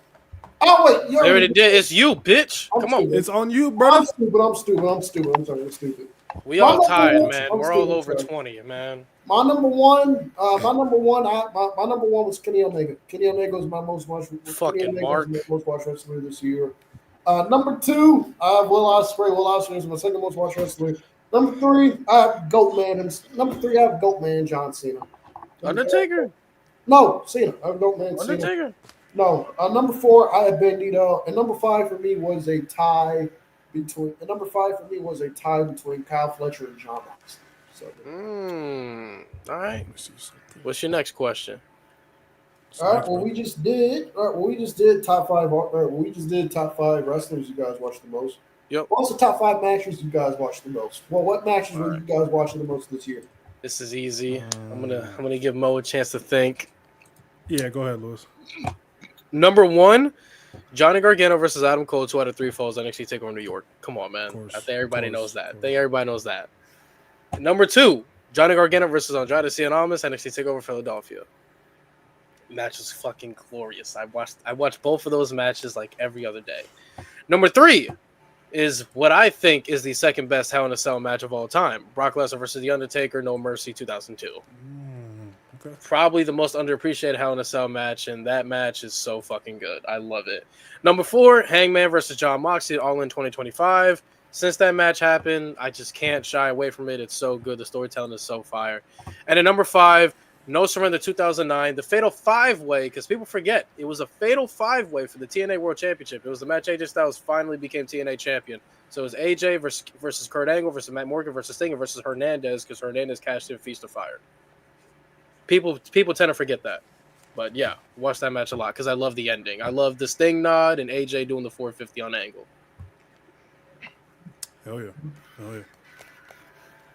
Come on, man. Get it out the way, bro. Roman and Brock, 31. Yeah, Come on, bro. 31. Come on, bro. Taker Shawn, 25. Ibushi Nakamura. Fire. I fucking adore that match at Wrestle Kingdom. I don't even know the story, so like that just says a lot about how good that match is. What else was there? Oh, Brock and Bryan from Survivor Series. There's got to be one more. What's another match? Cody and Cena from SummerSlam.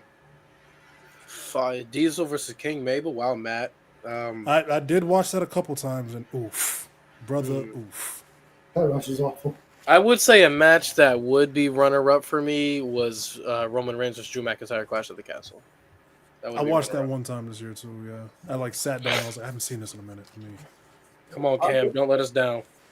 My top five matches that I watched once this year. My number one, I have Kenny Omega and Will Ospreay from Forbidden Door 2023.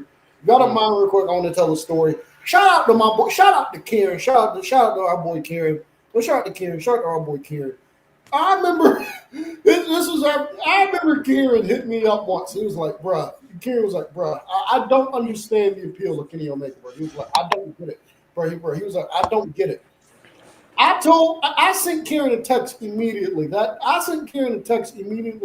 was like, Karen, it's two matches that you need to see immediately. It's Will Ospreay versus Kenny Omega at Forbidden Door and Will Ospreay versus Kenny Omega at Wrestle Kingdom. And I will give you the entire complete breakdown, story by story, if you haven't seen it. He watched the fucking Wrestle Kingdom match. I was like, all right, cool, watch the Forbidden Door match. He watched the Forbidden Door match. From that moment on, Karen isn't even an AEW fan. That nigga Karen is a Kenny Omega fan. That nigga Karen is a Kenny Omega fan. Shout out Kenny, man. That nigga has seen the light. I was so happy to show him. I showed him the way. I felt so happy. But Ospreay and Omega from Forbidden Door 23. Number two, Hangman and Ospreay from Double or Nothing 25. 3, I have Hangman and Mox from All In 2020 from All In 25. 4, this one is a surprise. I got Shawn Michaels and Mankind from Mind Games 1996. That match does something to me. And number 5, I have Kenny Omega and Game Kid from Wrestle Dynasty. No, fucking Shawn and Mankind at Mind Games, at In Your House Mind Games, does something to me. If you have not seen that match, you need to see it. It is the greatest, in my opinion, it is the greatest match of all time to end in the DQ. That shit is fucking phenomenal. Ooh, That Definitely up shit there. is Definitely up there. phenomenal. 25. Angle in my V on Raw for the WWF title was also up Bro, Shit, there. Angle and Austin's up that there match too. went. Bro, that match went 25 minutes. 25 minutes. Mankind, for those of you that don't know, comes out in a casket. Shawn Michaels and Mankind are wrestling. End of the match, Undertaker pops out the casket and the place goes fucking nuts. The place Yeah, because explodes. he's the GOAT. No, wait. No, I take that back. See, I take that back. Vader. I think Vader interfered first. Start beating the fuck out of Shawn Michaels. The place goes in the right. You know, obviously the crowd is booing. Undertaker pop right. Mankind goes to open the casket.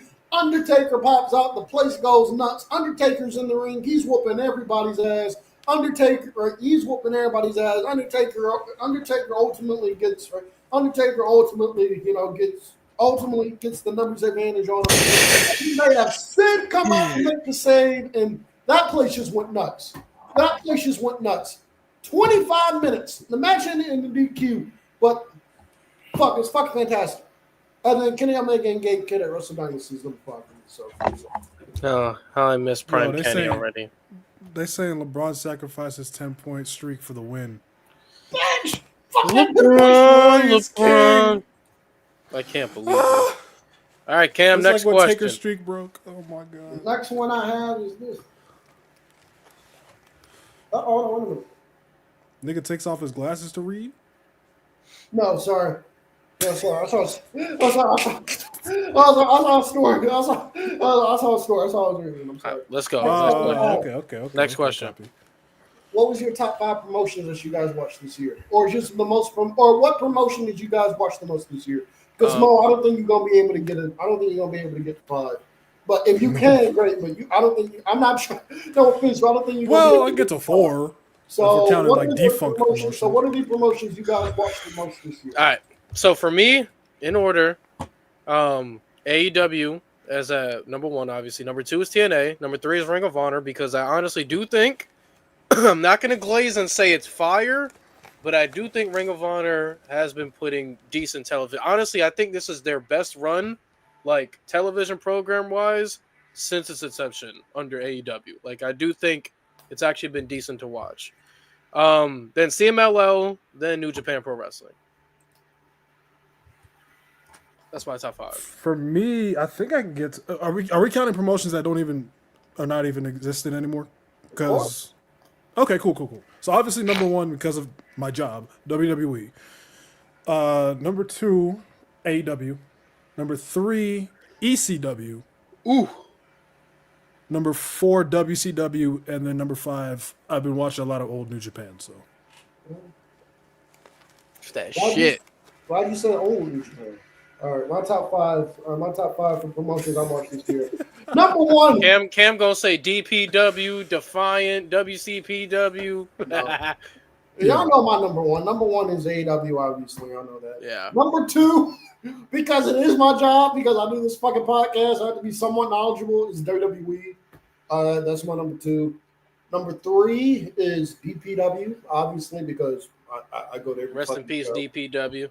Yeah, because I go to every fucking show. So DPW is my number 3. Are you going to their final one? Yeah, I'm going to be there. It's their final show. I got to be there. I think they'll be back at some point. I think COVID just fucked over everybody. I have DPW at number 3. Number 4, I have CMLL. And then number 5, I have New Japan. CMLL has been amazing. Has been CMLL fucking is top really notch, good. bro. But all right, Cam, what's next? Those are the top 5 promotions I watched. Those are the top. So we did top 5 promotions. So are we doing which pay-per-views we watched? Yeah, top 5 pay-per-views. What pay-per-views have you guys watched the most this year? Oh, this is cake. Number 1, WrestleMania 39, Night 2. I love Cody and Roman. I love the triple threat IC title match for obvious reasons. I mainly watch it for those two, but yeah, WrestleMania 39 Night 2, mainly watch it for those 2 matches. Number 2, NXT TakeOver New York. The card in general was just flawless, and it's the greatest NXT match of all time. And the fact that it's still held up to this day is the greatest NXT match of all time shows how timeless it is. Number 3, I hope Mo eventually agrees with me when he reads this list. WrestleMania X7. Show is fucking timeless, bro. Show is good. Show is good as fuck. Show is good as fuck. I hate when people try to be like, it's a product of its time. Listen, dude, WrestleMania 17, I think will always forever be the GOAT, bro. I don't know, bro. Like it's hard to top, bro. It's 40 so came close, good. 39 came close, but it's so good. Number 4, All In 2018. I think the show, aside from them fucking up with like times on the show, I thought the show was flawless. For Matt, for the Elite to book their first like legit show and production and all that, I thought they did a phenomenal job. And unfortunately, it has one of my favorite matches of all time on there, Marty Scurll and Kazuchika Okada. I don't like to talk about it publicly because of Marty Scurll, but yeah. And then after that, Final Battle 2022, that's the dog collar match between FTR and the Briscoes. That was Shane Taylor Promotions against Keith Lee and Swerve. That was Chris Jericho versus Claudio. So much good shit on that pay-per-view. Those are my 5. Hell yeah. Well, to peel back the curtain on my my creative process, when I choose to rewatch or to review a pay-per-view, I at least watch it 10 times. I will watch that shit 10 times over before I even go on camera because I want to make sure I don't miss anything. So, in order, I watched ECW One Night Stand 2005, number 1. Number 2, it would have been WrestleMania 21.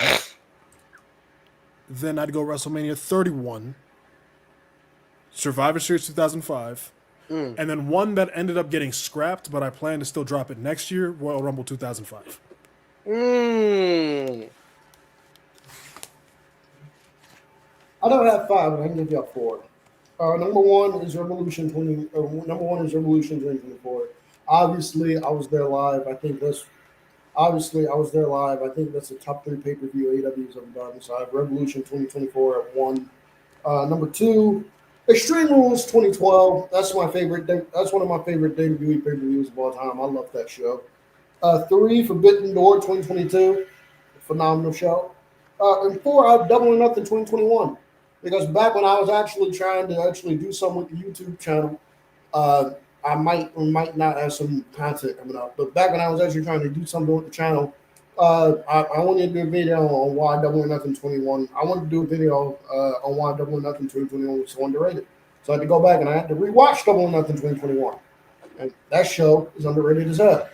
Drop it, that nigga. show, huh? Drop it, nigga. But Double or Nothing 2021 is that. I said underrated. I didn't mean overrated. I mean underrated. But Double or Nothing 2021 is underrated as hell. So yeah, there you go. Yeah.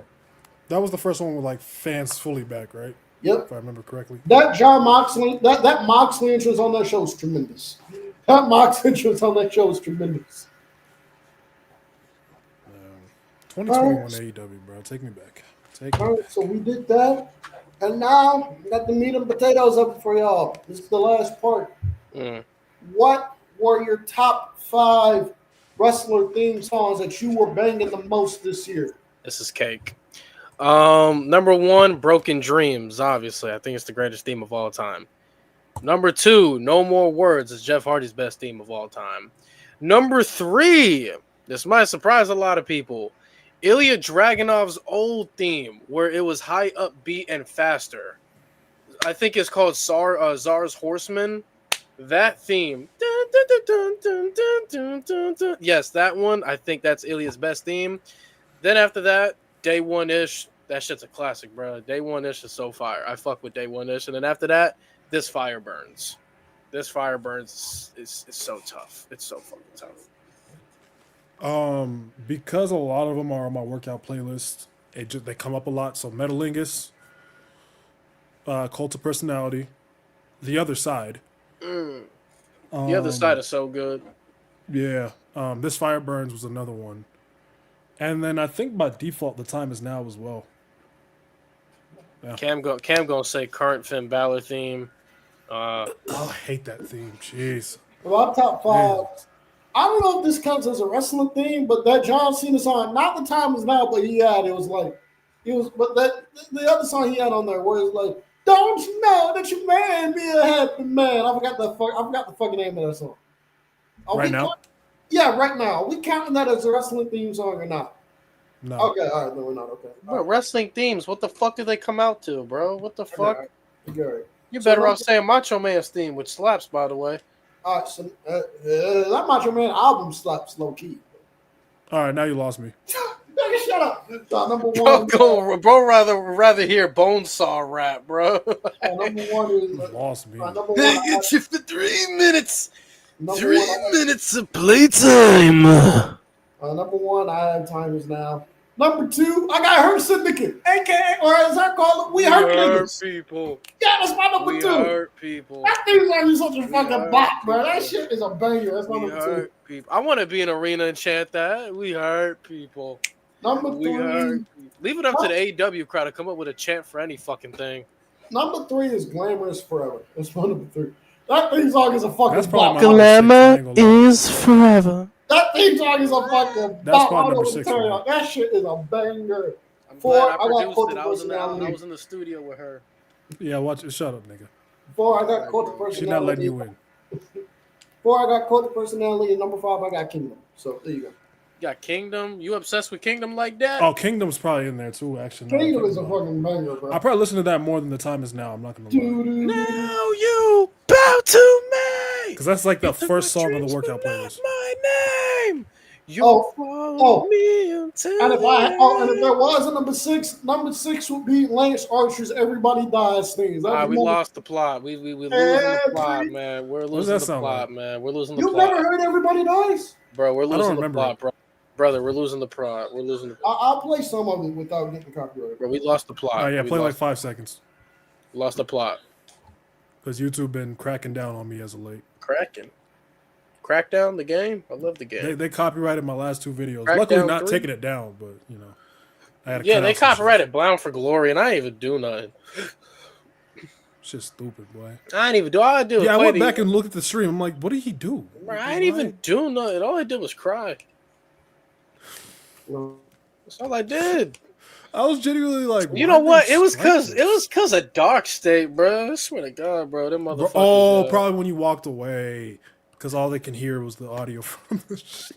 Bro, I stayed silent for like. Oh yeah, no, you didn't walk away. You were silent. Turn that shit off. Turn that shit off. That shit is Nothing. ass. That shit is That ass. theme song is not ass. Turn that shit off. What is that? Why didn't you put Wild Thing? Like what the fuck? Wild Everybody thing? Dies is a banger.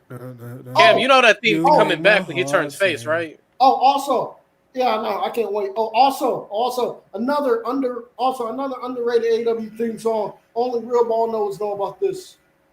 Scorpio Sky and Ethan Page's thing. That shit is a banger. I don't care what Bro, y'all say. good night, bro. This that shit is a banger. rated M, bro. It's Boys rated out the M. We mud. got Cam. We got Cam Johnson here. We got his rated M, bro. That shit is a Boys banger. out the bro. mud. Pro we got wrestling Rashad rap, McCants. bro. It is, bro. Final countdown. Does that count? I mean, yeah. Yeah, I mean it's Danielson's theme, man. It's the I mean, final countdown. Did y'all see his interview with Chris Van Vliet? no. It was pretty damn good.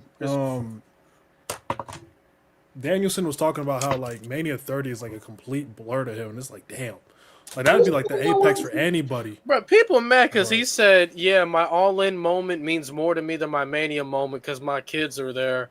And then people are like, oh, please, WWE and wrestling. Bro, key word, my kids were there. Like that just went over everybody's My head. kids Like, were nah, there. My family but was my there. feelings. They're like, nah, but my Bro, feelings. WWE bro. told him Brie Bella's not allowed to come out to your WrestleMania celebration. And he was That's getting married so the next nasty. week. That's so nasty. That's so nasty. Bro said, yeah, bro, that moment means a lot to me because my kids were there. People said, no, but WrestleMania and WWE. Shut This nigga up. went 4 Oh, of, shut that shit up. this nigga LeBron went 4 of 17. Oh, bro. Yeah. Oh my God. Oh my God. Outstanding. How are we doing this podcast? Prayers to CM Punk and AJ Lee on the. Oh, yeah, shout out Oh, Larry. yeah. Shout out Rest in Larry. peace, Larry. Rest in peace to prayers to CM Punk and AJ Lee rest on in the. peace, Larry. Yeah. In other news, before we head off, the Lions are beating the dog piss out of Dallas right now. Cowboys losing. Love to see it. So there's that. Love to see it. There's that. Lions whooping their ass. Oh, shout out Detroit, you know. Shout out Detroit. All right, is that it? I was going to say, do we have anything else we got to talk about? I don't think that's so. all I got for the spot. That's all I got for the rated M rap, man. That was fun.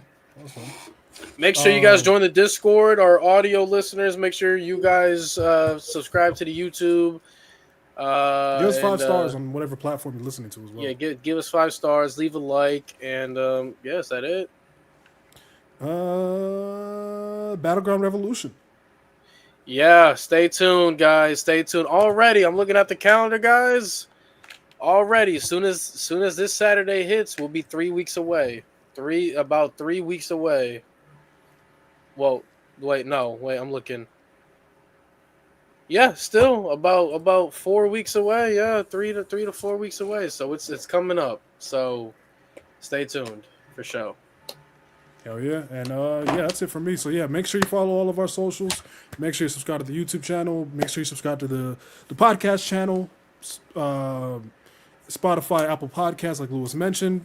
Follow us on there. I'm making sure to upload. I literally got like the last 6 episodes I got to upload, including this one. So make sure you tap in there if you like listening to audio. That's it. We'll see y'all next week. And in honor of Khris, bring back bullying. Bang! He should be back soon, guys. Don't worry. Yes, sir.